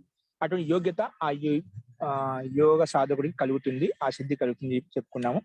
మన జ్ఞానమే కాకుండా పురుజన్మలో ఉండే జ్ఞానం అందే కాకుండా ఎదుటి వాళ్ళ జ్ఞానం మీద సంయమం చేసి వారి యొక్క జన్మ రహస్యాన్ని కూడా వారి యొక్క పూర్వజాతి జ్ఞానం తెలుసుకోవచ్చు. కానీ ఆ రకంగా చెప్పుకున్నాము. కానీ వాటిలో ఆలంబనీభూతమైన విషయం మనం తెలుసుకోలేము. ఒకవేళ అక్కడ వాళ్ళకు ఏ విషయం మీద ఆలంబనీభూతుడయ్యాయని తెలుసుకోవాలనుకుంటే అది కూడా తెలుసుకోవచ్చు. కానీ విషయం అటువంటి చిన్న చిన్న విషయాల్లో మనసుని కేంద్రీకరించాలన్నమాట. ముఖ్య విషయం ఏదైతే ఉందో, ప్రధాన విషయం ఏదైతే ఉందో అక్కడ ఆలంబనం చేసి మనం తెలుసుకోగలుగుతాడు. ఆ విషయం తెలిసిన తర్వాత మనకు అంత రహస్యం అంతా బయటకు వచ్చేస్తున్నాం అన్నమాట. అంటే అటువంటి యోగ్యత యోగికి కలుగుతుంది చెప్పుకున్నాము. నెక్స్ట్ కాయ రూప సంయమాత్ తద్గ్రాహ్య శక్తి స్తంభే చక్షు ప్రకాశ అసంప్రయోగే అంతర్ధానం. కాయ రూప సంయమాత్ అంటే కాయ ఈ శరీరం మీద సంయమం చేయడం ద్వారా, ఈ సంపూర్ణ శరీరం మీద పిండం మీద సంయమం చేయడం ద్వారా తద్గ్రాహ్య శక్తి స్తంభే. ఇది శరీరంలో రూప శక్తి ఉంది కదా, అంటే రూపాన్ని చూస్తున్నాం, మనం గ్రహిస్తున్నాం. రూపాన్ని ఏం చేస్తున్నాం అండి, మన కళ్ళ ద్వారా ఆ రూపం గ్రహించబడుతుంది కదా. ఆ గ్రహించబడే శక్తి రూప శక్తి ఏదైతే ఉందో అది దాన్ని స్తంభితం చేస్తామట. ఆ యోగి ఆ యోగ సాధన ద్వారా ఏం చేస్తా అంటే సంయమం ద్వారా ఆ చక్షు ద్వారా కళ్ళ ద్వారా ఏదైతే మనకు ఆ రూపం గ్రహించబడుతుందో ఆ రూప శక్తిని నిలబెట్టేస్తామట. అంటే ఆ కనిపించకుండా చేస్తుంది. అంటే ఆ పంచభూతంతో తయారైన శరీరం యొక్క ప్రక్రియ అది ఇంద్రియాలకు గోచరం అవుతుంది, అంటే కనిపిస్తుందన్నమాట. ఆ కనిపించేటువంటి శక్తి సామర్థ్యాన్ని సంయమం ద్వారా నిలబెట్టేస్తాడు. అది ఎదుటి వాళ్ళ కళ్ళకు కనిపించదు. ఎదుటి వాళ్ళు ఎవరు చూస్తున్నారో ఆ శరీరం అక్కడే ఉంటుంది కానీ అంతర్ధానం అవుతామంట. మన సినిమాలు చూస్తూ ఉంటామంట, అక్కడ ఆ వ్యక్తి అక్కడే ఉంటూ కనిపించకుండా ఉంటామంట. అంటే అది ఒక సిద్ధి అన్నమాట. ఆ యోగి శరీరం మీద సంయమం చేసి దాన్ని అంతర్ధానం చేస్తాడు. అంటే ఎదుటి వాళ్ళ కళ్ళకు కనిపించకుండా దాన్ని రూపగ్రాహ్య శక్తి ఏదైతే ఉందో దాన్ని స్తంభితం చేస్తాడు, అంటే నిలబెట్టేస్తాడు. అటువంటి ఈ సిద్ధి కూడా ఆ యోగి కలుగుతుంది. కాబట్టి తద్ గ్రాహ్య శక్తి స్తంభే అంటే నిలబెట్టడం వలన చక్షు ప్రకాశ అసంప్రయోగే, ఆ కళ్ళ ద్వారా అది ప్రకాశానికి కనిపించకపోవడం వల్ల అసంప్రయోగం అంటే సంయోగం కలగడం లేదు. ఆ రూపానికి, ఆ పిండానికి, ఆ కళ్ళకు సంయోగం కలగడం లేదు, అంటే రూప వస్తువు కనిపించడం లేదు అనమాట. అందుకే అసంప్రయోగే అంతర్ధానం, అది అంతర్ధానంగా ఉంటుంది, అంటే కనిపించకుండా ఉంటుంది. అటువంటి సిద్ధి కూడా ఈ యోగి కలుగుతుంది. ఎప్పుడు మన శరీరం మీద సంయమం చేసినప్పుడు అంతర్ధాన సిద్ధి ఆ యోగి కలుగుతుందని చెప్పి ఇక్కడ చెప్పుకున్నాము. నెక్స్ట్ ఏం చెప్పాడంటే సోపక్రమం నిరుపక్రమం చ కర్మ తత్ సంయమాత్ అపరాంత జ్ఞానం అరిష్టేభ్యో వా. సోపక్రమం నిరుపక్రమం చ కర్మ, మనం రెండు రకాల కర్మలు చేస్తామండి. సంసారంలో ఉంటున్నాం, ఏదో కర్మ ఖచ్చితంగా చేస్తాం, పుణ్యకర్మ పాపకర్మ ఏదో చేస్తామంట. కొన్ని కర్మలకు ఫలితాలు వెంటనే వస్తూ ఉంటాం, మనం చూస్తూ ఉంటాం. మనం చేసిన కర్మలకు ఫలితము వెంటనే వస్తుంటుంది. అది ఏ విధంగా వెంటనే వస్తుందని సోపక్రమం కర్మ అంటాము. ఏదైతే కొన్ని చేసిన ఏదైతే కర్మ చేసామో ఆ కర్మకు ఫలితం అది విలంబంగా వస్తుంది అనుకోండి, దాన్ని నిరుపక్రమం కర్మ అంటాం. ఏదో సామాన్య కర్మ అనుకోండి, అది ఈ జన్మలో అనుభవించగలుగుతాం అనుకోండి, పరమాత్మ వెంటనే ఆ కర్మకు ఫలితం వెంటనే వచ్చేస్తా అండి. ఈ కొన్ని కర్మలు ఉంటాయి, ఈ జన్మను అనుభవించడం అది చాలా విశాలమైనది, అది పుణ్యం కావచ్చు పాపం కావచ్చు. ఈ జన్మ సరిపోదు నీకు అనుకున్నప్పుడు దాన్ని విలంబంగా ఇస్తాడు. అంటే ఈ జన్మలో దీర్ఘకాలం తర్వాత ఇస్తాడు, లేదా చాలా ఏళ్ళ తర్వాత ఇస్తాడు, నెలల తర్వాత ఇస్తాడు, సంవత్సరాల తర్వాత ఇస్తాడు, లేదంటే వచ్చే జన్మలో ఇస్తాడనమాట. అది అటువంటి కర్మ అయితే ఉండదు, దీర్ఘంగా వచ్చేది అంటే లేటుగా వచ్చే కర్మ అయితే ఉండదు, దాన్ని నిరుపక్రమం కర్మ అంటామట. ఆ రకంగా సోపక్రమం నిరుపక్రమం చ కర్మ తత్ సంయమాలు, ఈ కర్మల మీద సంయమం చేయడం ద్వారా, సోపక్రమం కర్మ ఏదైతే ఉందో, నిరుపక్రమం కర్మ ఏదైతే ఉందో వాటి మీద సంయమం చేయడం ద్వారా ఏమవుతుందంట అపరాంత జ్ఞానం. ఏ జ్ఞానం కలుగుతుందంట? అపరాంత జ్ఞానం అంటే మృత్యు యొక్క రహస్యం నీకు తెలుస్తుంది. అపరాంతం మృత్యు యొక్క రహస్యం అంతా తెలుస్తుంది. తర్వాత అరిష్టేభ్యో, ఆ మృత్యు రావడానికి ముందు లక్షణాలు ఏ రకంగా ఉంటాయి వాటి యొక్క జ్ఞానం తెలుస్తుంది. అంటే ఒక వ్యక్తి చనిపోవడానికి లక్షణాలు ఏ రకంగా ఉంటాయి, ఏ లక్షణాలు అంటే వ్యక్తి ఎన్ని రోజులు ఉండగలుగుతాడు, ఎన్ని రోజులు జీవించగలుగుతాడు అనే రహస్యం అంతా ఆ యోగి కలుగుతుంది. ఎప్పుడు ఈ సోపక్రమం కర్మ నిరుపక్రమం కర్మలో సంయమం చేసినప్పుడు. సంయమం అంటే ధారణ ధ్యాన సమాధి చేసినప్పుడు ఆ వ్యక్తి ఎన్ని రోజులు ఉండగలుగుతాడు, ఎన్ని రోజులు జీవించగలుగుతాడు, ఎన్ని రోజులు ఇంకా అతనికి ఆయు శేషంగా ఉంది అనేది ఆ యోగి సాధకుడు తెలుసుకోగలుగుతాడు. ఇంకా ఆ జన్మ యొక్క రహస్యం, జన్మ వెళ్ళిపోయిన తర్వాత ఎక్కడెక్కడికి వెళ్తుంది, ఏ రకంగా ఉంటుంది అనే రహస్యం కూడా, ఆ జన్మ యొక్క రహస్యం కూడా తెలుసుకోగలిగే సామర్థ్యం ఆ యోగికి కలుగుతుంది అని ఇక్కడ మనం ఈ సూత్రంలో తెలుస్తుంది. తర్వాత ఏం చెప్పారంటే ఇక్కడ ఒక జన్మ యొక్క రహస్యం, మృత్యు యొక్క రహస్యం తెలుసుకోవచ్చు అండి. మృత్యు రావడానికి స్థితి ఎలా ఉంటుంది, వచ్చిన తర్వాత ఏ రకమైన స్థితి ఉంటుంది అనేది ఆ మృత్యు యొక్క రహస్యం అంతా ఆ యోగి తెలుసుకోగలుగుతాడు. అందుకే చెప్తుండే ఈ కర్మ, ఈ మృత్యు అయిపోయిన తర్వాత ఈ జన్మ, కొంతమంది పండితులు చెప్తూ ఉంటారు అన్నమాట. ఈ రకంగా ఉంటే కొంతమంది చనిపోయిన తర్వాత వాళ్ళు ఇచ్చేటువంటి బలి ప్రక్రియ ఏదైతే ఉందో అవి ఏ పశు పక్షులు తింటే దాన్ని బట్టి వాళ్ళ యొక్క గతి యొక్క జ్ఞాన్ని మనం చూస్తూ ఉంటాం. లేదంటే చనిపోయే ముందు వాళ్ళ యొక్క గతి ఏ విధంగా, మనసు ఏ రకమైన ఆలోచనలో ఉంటుందో ఆ రకమైన జన్మ వస్తుందని చెప్పుకుంటూ ఉంటాం, స్థూలంగా అర్థం చేసుకుంటాం. అటువంటి రహస్యాన్ని పూర్తిగా యోగి ఎక్కడికి వెళ్తాడు, ఏ జన్మ కలుగుతుంది అనే రహస్యం కూడా తెలుసుకోగలుగుతామంట. మృత్యు యొక్క రహస్యాన్ని తెలుసుకోగలుగుతామంట. ముందు మృత్యు అయిపోయిన తర్వాత స్థితి ఎలా ఉంటుంది, అటువంటి యోగ్యత ఆ యోగికి తెలుస్తుంది. ఎటువంటి జన్మ కలుగుతుంది రహస్యాన్ని తెలుసుకోగలుగుతాడు. ఈ రకంగా మనం ఇది చూసామండి. సో ఇలా సంయమం చేయడం ద్వారా ఆ మృత్యు యొక్క రహస్యం, మృత్యు రావడానికి ముందు స్థితి ఏ విధంగా ఉంటాయి, వాటి యొక్క లక్షణాలు ఏ ఉంటాయి, చనిపోయేటువంటి లక్షణాలు ఏ విధంగా ఉంటాయి, ఎన్ని రోజులు ఉండగలుగుతాడనే స్థితిని మనం చూసాము. తర్వాత ఇంకా ఎటువంటి సిద్ధి కలుగుతుంది అంటే మైత్రియాదిషు బలాని, ఇంకా మిత్రత, ఏదైనా ఒక విషయం మిత్రతా భావన ఉన్నప్పుడు మనసులో ఎటువంటి భావన కలుగుతుంది, అదేవిధంగా కరుణా భావన ఉన్నప్పుడు మనసులో ఏ విధంగా భావన ఉంటుంది, ముదిత ప్రసన్నత ఉన్నప్పుడు మనసులో ఏ రకంగా ఉంటుంది. వీటి మీద సంయమం చేయడం ద్వారా కూడా మనకు అంటే మిత్రతా భావన ఉన్నప్పుడు ఏ రకంగా ఉంటుంది, కరుణా భావన ఉన్నప్పుడు ఏ రకంగా ఉంటుంది, ముదిత ప్రసన్నతా భావన ఉన్నప్పుడు ఏ రకంగా ఉంటుంది. వీటి మీద సంయమం చేసినప్పుడు వాటి యొక్క ఇంకా సూక్ష్మత పూర్వకంగా మనకు వాటి యొక్క రహస్యం తెలుస్తుంది. మిత్రత అంటే ఆ మిత్రత యొక్క రహస్యం అంతా మనం యథార్థంగా తెలుసుకోగలుగుతాం అన్నమాట. అంటే అటువంటి బలం మనకు కలుగుతుంది. అంటే మిత్రత చేసేటువంటి యోగ్యత సామర్థ్యం కలుగుతుంది. మైత్రి భావన మనలో కలుగుతుంది, కరుణా భావన మనలో కలుగుతుంది, ప్రసన్నతా భావన మనలో కలుగుతుంది. వాటి యొక్క సామర్థ్యం మనకు పెరుగుతాయి, వృద్ధి చెందుతాయి. వాటి యొక్క సామర్థ్యం మనకు వృద్ధి చెందుతుంది అన్నమాట. కాబట్టి మైత్ర్యాదిషు బలాని అంటే మైత్రి కరుణ మృత మీద మనము సంయమం చేయడం ద్వారా వాటి యొక్క సామర్థ్యం పెరుగుతుంది. అలాగే బలేషు అస్థి బలాదీని, బలేషు అస్థి బలాదీని అంటే హస్తి అంటే ఏనుగు, అది అంటే ఏనుగు, ఇంకా కొన్ని గరుడ పక్షి, కొన్ని పక్షులు ఉన్నాయి. అంటే అత్యంత బలంతో యుక్తమైనటువంటి పశు పక్షులు ప్రాణులు ఏవైతే ఉన్నాయో వాటి మీద సంయమం చేయడం ద్వారా వాటిలో ఉండే సామర్థ్యం ఏదైతే ఉన్నాయో, కొన్ని గరుడ పక్షులు ఉన్నాయండి, ఒక వ్యక్తిని కూడా కిందికి వచ్చేసి మనం కొండలో చూస్తుంటాం, ఆ వ్యక్తిని పైకి లాక్కెళ్తాయన్నమాట. అంత శక్తి ఉంటుంది ఆ పక్షులు కూడా. అలా ఏనుగులు మనం ఎలా చూస్తున్నామట, అట్లా వాటి బలాల మీద మనం సంయమం చేయడం ద్వారా మనకు వాటి లెక్క మనం అలా అవుతాయని కాదు, అటువంటి ఆత్మిక బలం మనలో పెరుగుతుంది, వృద్ధి చెందుతుంది, అటువంటి యోగ్యత మనకు కలుగుతుంది. కాబట్టి ఆ బలాల మీద సంయమం చేయడం వల్ల అటువంటి విశిష్టమైన బలం, ఆత్మిక బలం మనలో ధైర్యం పెరగడం వృద్ధి చెందడం వల్ల అటువంటి సామర్థ్యం, ఎటువంటి శక్తి అయినా ఎటువంటి విషయాన్ని ఎదుర్కొనే ధైర్యం మనలో వస్తుంది అని ఇక్కడ తాత్పర్యం అంట. కాబట్టి బలేషు అస్థి బలాదిని, ఈ బలాల మీద మనం సంయమం చేయడం ద్వారా ఆ ఏ ప్రాణి అయితే ఉందో ఆ ప్రాణి యొక్క బలం మనలో, ఆత్మిక బలం మనలో పెరుగుతుంది, అటువంటి యోగ్యత కూడా సిద్ధి కూడా అతనికి కలుగుతుంది. నెక్స్ట్ 25వ సూత్రం ఏం చెప్పా అంటే ప్రవృత్తి ఆలోక న్యాసాత్ సూక్ష్మ వ్యవహిత విపరికృష్ట జ్ఞానం. ప్రవృత్తి అంటే మనం సమాధి పాలన చెప్పుకున్నాం, అంటే మన మనసు మీద సంయమం చేసినప్పుడు విశిష్టం ప్రజ్ఞాలోకం ఉత్పన్నం అవుతుంది. ఇప్పుడు సంయమంలో కూడా చెప్పుకున్నాం, ధారణ ధ్యాన సమాధి మనం సంయమం ద్వారా ఏకీభావం చేసినప్పుడు ప్రజ్ఞాలోకం ఉత్పన్నం అవుతుందని చెప్పుకున్నాం. అక్కడ అలాగే మనం ముందు కూడా మనకి జ్యోతిస్మతి అనే ఒక స్థితి కలుగుతుంది, అంటే ప్రకాశవంతమైన స్థితి కలుగుతుంది అన్నమాట. అటువంటి స్థితి మీద మన సంయమం చేయడం ద్వారా ఏమవుతుందంట, ప్రవృత్తి ఆలోక న్యాసాత్ అంటే మనసు యొక్క జ్యోతిస్మతి ప్రవృత్తి మీద మనము సంయమం చేయడం ద్వారా మనసు యొక్క ప్రకాశయుక్తమైనటువంటి బుద్ధి మనసు మీద సంయమం చేసిన ఒక ఉత్కృష్టమైనటువంటి ప్రకాశ శక్తి, ఆలోక శక్తి అంటే మనకు ఉత్పన్నం అవుతుండే. ఆ జ్యోతిస్మతి ప్రకాశం మీద మనం సంయమం చేయడం ద్వారా ఏమవుతుందంట, సూక్ష్మ వ్యవహిత విపరికృష్ట జ్ఞానం, ఆ వస్తువు యొక్క పదార్థం యొక్క సూక్ష్మ విషయం కూడా మనం యథార్థంగా తెలుసుకోగలుగుతాం. ఆ వస్తువు ఏంటి, పదార్థం ఏంటి, అంటే ఆ వస్తువు దూరంగా ఉన్న కూడా సూక్ష్మ విషయం యొక్క రహస్యం తెలుసుకోగలుగుతాం. విపరీకృష్టం ఏదైనా వ్యవధానంగా ఉన్నప్పుడు కూడా ఆ వస్తువు పక్కన ఏముంది ఆ వస్తువు యొక్క పరిజ్ఞానం తెలుస్తుంది. తర్వాత విపరీకృష్ట ఇంకా దూరంగా ఉండే వస్తువు యొక్క పరిజ్ఞానం తెలుస్తుంది. అది వస్తువు కావచ్చు, వ్యక్తి కావచ్చు, ఒక మనిషి కావచ్చు, ఏదైనా కావచ్చు.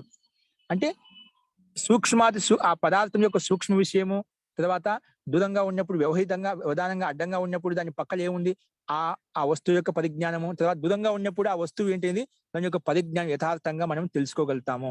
అటువంటి యోగ్యత సామర్థ్యం ఆ యోగి కలుగుతుంది. అంటే ఆ పదార్థం యొక్క ఆ వస్తువు యొక్క సూక్ష్మ విషయము, తర్వాత వ్యవహితంలో ఉన్నప్పుడు ఆ విషయము, తర్వాత దూరంగా ఉన్నప్పుడు కూడా ఆ వస్తువు యొక్క పరిజ్ఞానం అనేది యథార్థంగా తెలుస్తుంది. అటువంటి యోగ్యత ఈ యోగికి కలుగుతుంది అని చెప్పి మనం ఇక్కడ చూసామండి. ఈ రకంగా మనము ఆ యోగికి భిన్న భిన్న విషయాల మీద సంయమం చేయడం ద్వారా భిన్న భిన్న విషయ పరిజ్ఞానం యథార్థంగా ఆ యోగికి తెలుస్తుంది అని మనం ఇక్కడ ఈ 25 సూత్రాల వరకు మనం చూసామండి. నెక్స్ట్ ఇంకా కొన్ని ఉన్నాయి 25 సూత్రాలు, అవి రేపు చెప్పుకుందాము. అస్తు. సో ఈ రకంగా మనం సంయమం చేయడం ద్వారా ఇటువంటి సిద్ధులు ఆ యోగికి కలుగుతాయి. ఇవన్నీ కూడా ఖచ్చితంగా ఉంటాయండి. కాకపోతే మనం అనుభవం ద్వారా తెలుసుకోవాలి. ఇవి ఉన్నాయో లేవో సందేహం అవసరం లేదు. సందేహం ఉన్న వ్యక్తి తెలుసుకోడు, ఉన్నాయో లేవని కాదు, నేను చెయ్యాలి అనుకుంటే దానికి వయసు పరిమితం లేదు. వయసు అంటే ఎక్కువ అతి వయసు ఉండకూడదు. ఒక 60-70 ఉన్న వ్యక్తి కూడా మనకు పూర్తిగా సంకల్పం గట్టిగా ఉంటే ఇటువంటి విషయాలు మనం తెలుసుకోవచ్చు. యథార్థంగా మనం అనుభవం ద్వారా యథార్థం ఉన్నాయో లేవో ఒక విషయం యథార్థంగా తెలుసుకున్నామంటే మిగతా అన్ని విషయాలు కూడా యథార్థంగా తెలిసిపోతాయి. కాబట్టి వీటిని ఈ రకంగా మనం అనుభవం ద్వారా సంయమం ద్వారా మనం అర్థం చేసుకోవడం కోసం ప్రయత్నం చేస్తూ ఉండాలి. కాబట్టి ఈ రకంగా ఎటువంటి సిద్ధులు కలుగుతాయని కొంచెం చూసాము. ఇంకా సిద్ధులు ఉన్నాయి, అవి మనం రేపు చూద్దామండి. అస్తు. ఇంకోటి రేపు సరే మంత్రపాఠ అయిపోయిన తర్వాత చెప్తా అండి. అస్తు. మంత్రపాఠ. ఓం సర్వే భవంతు సుఖినః, సర్వే సంతు నిరామయాః, సర్వే భద్రాణి పశ్యంతు, మా కశ్చిత్ దుఃఖ భాగ్ భవేత్. ఓం శాంతి శాంతి శాంతి. సర్వేభ్యో నమః. అందరికీ నమస్కారం అండి. విషయం ఏంటంటే రేపు గురువు గారు వస్తున్నారు, ఆచార్య గారు వస్తున్నారు. నాకు ఈ దర్శనాలు చెప్పేటువంటి ఆచార్య గారు ఆయన ఇప్పుడు ఆ క్లాస్ దర్శనాలు చెప్తూ ఉంటారు, యూట్యూబ్ లో హిందీలో చెప్తూ ఉంటారు. ఆ గురుగారు రేపు వస్తారండి, నేను చెప్పాను. కాబట్టి రేపు అందరూ కూడా మీరు ఏమైనా సందేహాలున్నా, మీరు ఎటువంటి విషయాలున్నా కూడా మీరు అడగవచ్చు. ఏంటి నాకు చెప్పొచ్చు, మీ హిందీలో అడగలేకుండా నాకు చెప్పొచ్చు. అంటే మీరు ఒక కాగితం రాసి నాకు పంపించండి, నేను అతనికి రేపు పంపిస్తాను. వాటికి సమాధానం వారు విస్తృతంగా వ్యాఖ్యానం చెప్పగలుగుతారు. ఇంకోటి, ఒకవేళ మనం ధ్యానం విషయం కావాలంటే ఆచార్య ధ్యానం చేసి ఎలా చేయాలి ఒకరోజు మీకు చేయించాను, అది ఎలా అనేది మొత్తం నీట్గా చెప్తూ ఉంటాం అన్నమాట ప్రత్యక్షంగా. ఒకవేళ ధ్యాన ప్రక్రియ చేసుకోవాలంటే మనం ధ్యానం చేయించుకోవచ్చు ఆచార్యతోటి. ధ్యానం ఏ విధంగా చేయాలనేది మనకు ఒక గంట కూర్చొని చెప్తూ వెళ్తూ ఉంటారు ఏ రకంగా చేయాలని చెప్పి, మనం ఆ రకంగా కూడా మనం ప్రయత్నం చేయొచ్చు. కాబట్టి మీ ప్రశ్నని బట్టి మనకి ఏం కావాలంటే అది మనం చూడొచ్చండి. మీలో ఇప్పుడు ఈ విషయం మీద ఏమైనా మీకు సందేహాలు ఉన్నాయా? అంటే ఆచార్య విషయంలో మనం ఏదైనా శంకా సమాధానం తీసుకుందామా, లేదంటే ధ్యానం ఏ విధంగా చేయాలి ఆ విషయాన్ని కొంచెం మనం తెలుసుకుందామా? అంటే మీకు హిందీ చెప్తారు, చాలా మంది అర్థమైన వాళ్ళకి అర్థం అవుతుంది, తర్వాత నేను చేయిస్తాను. ధ్యానం కాబట్టి విషయం చేద్దామండి. ధ్యాన ప్రక్రియ చేయించండి గురుగారు. అందరూ అదే చెప్తున్నారు. సో ధ్యానం ఎలా, ముందు కొన్ని విషయాలు చెప్పిన తర్వాత ధ్యానం ఎలా చేయాలి అనేది ఆచార్య వారు చూపిస్తారు మనకు. అది ప్రత్యక్షంగా లైవ్ నడుస్తుంటుంది కాబట్టి అది మనకు కనిపిస్తుంది ఇబ్బంది లేకుండా. సో ధ్యానం అంటే కొన్ని ఏదైనా శంకా సమానం చూసిన తర్వాత ఒక 10-20 నిమిషాల తర్వాత మిగిలిన సమయం అంతా ధ్యానం ఎలా చేయాలి అనేది నేను ఆచార్యతో మాట్లాడతాను. అప్పుడు ధ్యానం ఎలా విధంగా చేయాలని చెప్పి మనకు అది చూద్దామండి. ఓకేనా? అర్థమవుతుంది. తర్వాత నేను ఒకరోజు మళ్ళీ దాన్ని ఎక్స్ప్లెయిన్ చేసి చెప్తాను ఏ రకంగా ఏ మీరు విధంగా ఎట్లా అంటే అనేది. ఎట్లా గురుగారు, మీకు ఎదుగు ప్రశ్న మాకు అదే అండి, మాకు ఎట్లా బాగా మాకేం అవసరం, మాకు ఏది బెనిఫిట్ అనిపిస్తుందో అది మీరే సజెస్ట్ చేయండి గురుగారు. అంటే కొన్ని మనం శంకా సమానం కూడా తీసుకుందాం. మీరు ఏమైనా శంకా సమానం ఉంటే పంపించండి. ఆ ధ్యానం కూడా 2 తీసుకున్నాం అంటే ఒక అర్ధగంట అది, ఒక అర్ధగంట ఇది. మనకు తెలిసిపోతుంది, ప్రక్రియ విధి విధానం తెలుసుకోవాలి, అర్థమవుతుంది. ఓకేనా? సో నేను ఆ రకంగా చూసి నేను చెప్తాను. కాబట్టి రేపు మటుకు మీరు కొంచెం త్వరగా వచ్చేసేయండి అందరూ. 8 గంటగా మీరు 8:05కి వచ్చేసేయండి అందరూ కూడా, త్వరగా వచ్చేసేయండి రేపు ఒక్కరోజు. రేపు ఓకేనా ఏ విషయం అనేది. కాబట్టి చెప్తాను, రేపు మాట్లాడి చెప్తాను, మీకు మెసేజ్ పెడతాను రేపు ఎల్లుండి అనేది. ఖచ్చితంగా రేపు అని చెప్పారు. ఒకవేళ అనివార్య పరిస్థితులు ఏమైనా దూరంగా ఉంటే ఎల్లుండి ఖచ్చితంగా అవుతుంది, కానీ సాధ్యమైతే రేపే అనుకోండి.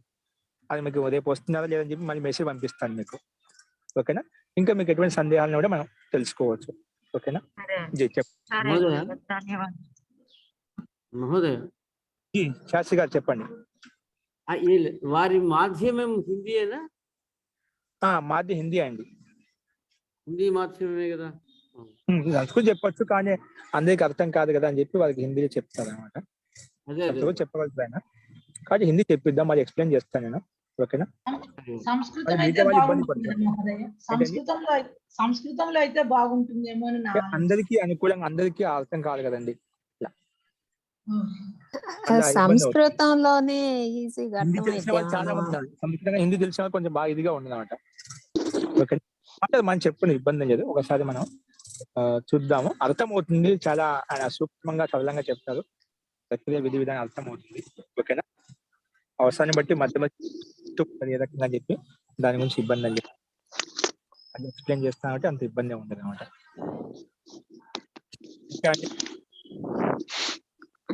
గురుగారు, ఇక్కడ హైదరాబాద్ లో ఏమన్నా మన ధ్యానం చేసుకోవడానికి సెంటర్స్ ఏమన్నా ఉన్నాయా? ఇంట్లో చాలా డిస్టర్బెన్స్ గా ఉంటుంది ఫ్లాట్స్ లలో అక్కడ. సమాజాలు అట్లా ఉంటాయండి. లేదంటే మనం ఎక్కడికన్నా అంటే స్థలాలు లేకుండా అటువంటి ఏకాంత స్థలం మీకు ఎక్కడైతే ఉంటుందో అనుకుంటే అక్కడికి వెళ్ళొచ్చు. అవే కావాలని కాదు, ఉంటాయి. నాకు కూడా అంత ఐడియా లేదండి. చాలా మంది హైదరాబాద్ లో ఉండే వాళ్ళకి తెలిసి ఉంటుంది. ఉన్నాయండి. మీకు ఏమైనా సమాజాలు కావాలని నేను చెప్తాను, కొన్ని సమాజాలు ఉన్నాయి. కాదు మీకు అది అనుకూలంగా ఉందో మీకు దగ్గరలో ఉండాలి చూసుకోవాలి కదా. మీరు ఏ ప్రాంతం, అది కొంచెం ఇబ్బంది అవుతుంది. వల్ల మా ధ్యానం కోసం గంటలు ప్లాన్ చేసి వెళ్ళినామంటే దాని అంత ఉపయోగం ఉండదు అనమాట. అంతా కొంచెం ఇంటికాడ వాతావరణం సెట్ చేసుకోవచ్చు. పొద్దున్నే కానీ పదంగా మా ఇంట్లో వాక్ చేసుకొని అలా ప్రయత్నం చేసుకోవచ్చు. ఓకే, ఒకసారి నిజంగా అనుకూలంగా ఉండదు, ఉంటే బాగుంటుంది. అటువంటి వాతావరణం వల్ల కూడా మనకి అటువంటి ధ్యాన స్థితి కలుగుతుంది అనమాట. కాబట్టి ఒకసారి ప్రయత్నం చేయండి. మీరు ఏ స్థానంలో ఉన్నా ఒకసారి. రామకృష్ణ మిషన్ లో ఉందండి, హైదరాబాద్ రామకృష్ణ మిషన్. అదే ఇది ఎక్కడ ఉందో తెలియదు కదా, వాళ్ళు ఎక్కడో దూరంగా ఉంటే కష్టం. దిల్సుఖ్ నగర్ వైపు ఉంటాం గురుగారు. దిల్సుఖ్ నగర్, ఓకే అండి, ఒకసారి చూస్తాను. వేరే వాళ్ళు ఉన్నారు దిల్సుఖ్ నగర్ లో ఉన్నారు, అందుబాటులో. సాధ్యమైనంత వరకు మనకు ఎక్కడికో పోవడం కంటే ప్రయత్నం చేసుకోవడానికి కొంచెం స్థలం టైమింగ్ మార్చుకొని ఈ టైంలో నాకు ఫ్రీగా ఉంటుంది ఆ టైం లేదు. అందుకే మనకు ఉదయం బ్రహ్మముహూర్తం చేసినాం అనుకోండి, అప్పుడు శాంతంగా ఉంటుంది, ఎవరు ఏ డిస్టర్బెన్స్ ఉండదు అనమాట. సరే గురుగారు. బ్రహ్మముహూర్తంలో అనుకోండి ఎవరు ఏ డిస్టర్బెన్స్ ఉండదు. కావాలంటే మీరు పగులు పడుకుని 1 గంట 2 గంటలు ఇబ్బంది ఉంది, త్వరగా లేచినామంటే ఆ మీకు ఎటువంటి ఇబ్బంది అప్పుడు, ఎందుకంటే మనసు ప్రశాంతత కూడా ఉంటుంది, శాంత స్థితి ఉంటుంది అన్నమాట. సరే గురుగారు. అట్లా మధ్యాహ్నం అట్ల తర్వాత అంటే మధ్యాహ్నం చాలా మంది పడుకో ఉంటారు కాబట్టి 4 గంటలు 5 గంటలకు మనకు మొదలు పెట్టుకోవచ్చు. ఆ సాయంత్రం ఈవినింగ్ కూడా ఎంత పెద్ద ఇదే ఉండదు. అట్లా మనకు గురుగారు స్నానం చేసే చేయాలి కదా, చేస్తే యాక్టివ్గా ఉంటుంది, శరీరం యాక్టివ్గా ఉంటుందంట. శరీరంలో స్నానం చేయకుండా కొంచెం ఆలస్యం ఉంటుంది, ప్రమాదం ఉంటుంది, బద్ధకం ఉంటుంది, ఇటువంటివి ఉంటాయి. కాబట్టి మన శరీరం స్నానం చేసే స్ఫూర్తి వస్తుంది, ఉత్సాహం వస్తుంది అన్నమాట. కొంచెం సహకరిస్తాయి మన స్నానాలు ఇవన్నీ కూడా. ఏదైనా అనారోగ్యంగా ఉన్నది, ఇబ్బందికరంగా ఉంది, అది కష్టదాయకము, అటువంటి చేసుకోవాల్సిన అవసరం లేదు. కొంచెం ముఖ ప్రక్షాళన చేసుకొని కొంచెం శుద్ధి పెట్టుకొని చేసుకుంటే మంచిది. సాధ్యమైన చేస్తే మంచిది. అది అనివార్య పరిస్థితి స్నానం చేయకూడదు అటువంటి అది అపరిహార్యం కాబట్టి మనం ఏం చేయలేము అన్నమాట ఆరోగ్యపరంగా. కాబట్టి చేయకుండా ఇబ్బందికరంగా ఉంటే అలా చేసిన మనకు దీనివల్ల అంటే మనకు ఉత్సాహం, మనకు శ్రద్ధ, ఉత్సాహం కలగాలి అంటే ఇవన్నీ మనం చేస్తున్నాం. లేక మనకు ఆ ఉత్సాహం అది అలాగే ఉంది కంటిన్యూ అంటే ఇబ్బంది లేదు. కొంచెం మనం పొద్దున్నే ఇప్పుడు చలికాలం ఇబ్బందికరంగా ఉంటుంది, స్నానం చేయలేమండి, కష్టం అవుతుంది. కాలమోహం గడుపుకొని బాగా చేసుకుని ఫ్రెష్ అయిపోయి కొంచెం తిరిగి అట్లాగా ఆలస్యం లేకుండా ప్రమాదం లేకుండా కూర్చొని చేసుకోవచ్చు. ఆ సామర్థ్యం లేదు. ఎక్కువ వయసు అయిపోయిన వాళ్ళు ఉంటారు, వృద్ధులు ఉంటారు, వాళ్ళకి కష్టం అవుతుంది, చేయలేదు. యువావస్థలో ఉండరు, స్ఫూర్తిదాయకంగా ఉండరు, అటువంటి వాళ్ళు చేయొచ్చు, ఇబ్బంది లేదు. నీకు సహకరిస్తున్నాడు ఇవన్నీ చేయడం వల్ల శరీరం సహాయంగా ఉంటుంది, స్ఫూర్తిని ఇస్తున్నాడు, యాక్టివ్ని ఇస్తున్నాడు. ఎందుకంటే ఒకసారి స్నానం చేయడం ఈ రక్త సంచలనం అంతా మొత్తం అది పూర్తిగా వ్యాపిస్తున్నాడు శరీరంలో. అప్పుడు అన్ని అవయవాల్లో మార్పులు వచ్చేస్తాయి. అవి చేయకపోయినా అనుకోండి అక్కడే ఉంటుంది అన్నమాట. కాబట్టి స్ఫూర్తి కోసం, ఉత్సాహం కోసం ఇవన్నీ వస్తుంది. సరే గురుగారు, ధన్యవాదాలు. ఓకే అండి. అంటే రేపు ప్రయత్నం చేయండి 8:10 కల్లా ఖచ్చితంగా వచ్చే విధంగా, 8:05కి వచ్చే విధంగా. ఓకేనా? ఓకే అండి. ఇంకా మనం మిగిలిన విషయాలు రేపు చెప్పుకున్నామండి. అసలు ఇంకెక్కడ సందేహాలు ఉన్నాయా? గురువు గారు, మీ గురువు గారి గురించి కొంచెం చెప్పరా ఇప్పుడు కొన్ని విషయాలు? టైం అయిపోయింది, చెప్తానండి. రేపు కూడా చెప్పుకున్నామండి. చెప్తాను, ఇబ్బంది లేదు. ఖచ్చితంగా రేపు వచ్చిన తర్వాత చెప్తాను. నమో నమః. ధన్యవాదాలు. ధన్యవాదాలు మహోదయ. ఓకే అండి. అస్తు. ధన్యవాదాలు గురుగారు. మహోదయ మీ గురించి కూడా మాకు అసలు పరిచయం తెలియదు మహోదయ, మీ పరిచయం కూడా చెప్తాను. ఓం నమస్తే. నా గురించి పరిచయం అండి, ఎన్ని రోజులు మీ ముందే ఉంటున్నాను, దాదాపు 5-6 నెలలు అయింది. చెప్తున్నాను, ఇబ్బంది. నమస్తే అండి. సర్వేభ్యో నమః.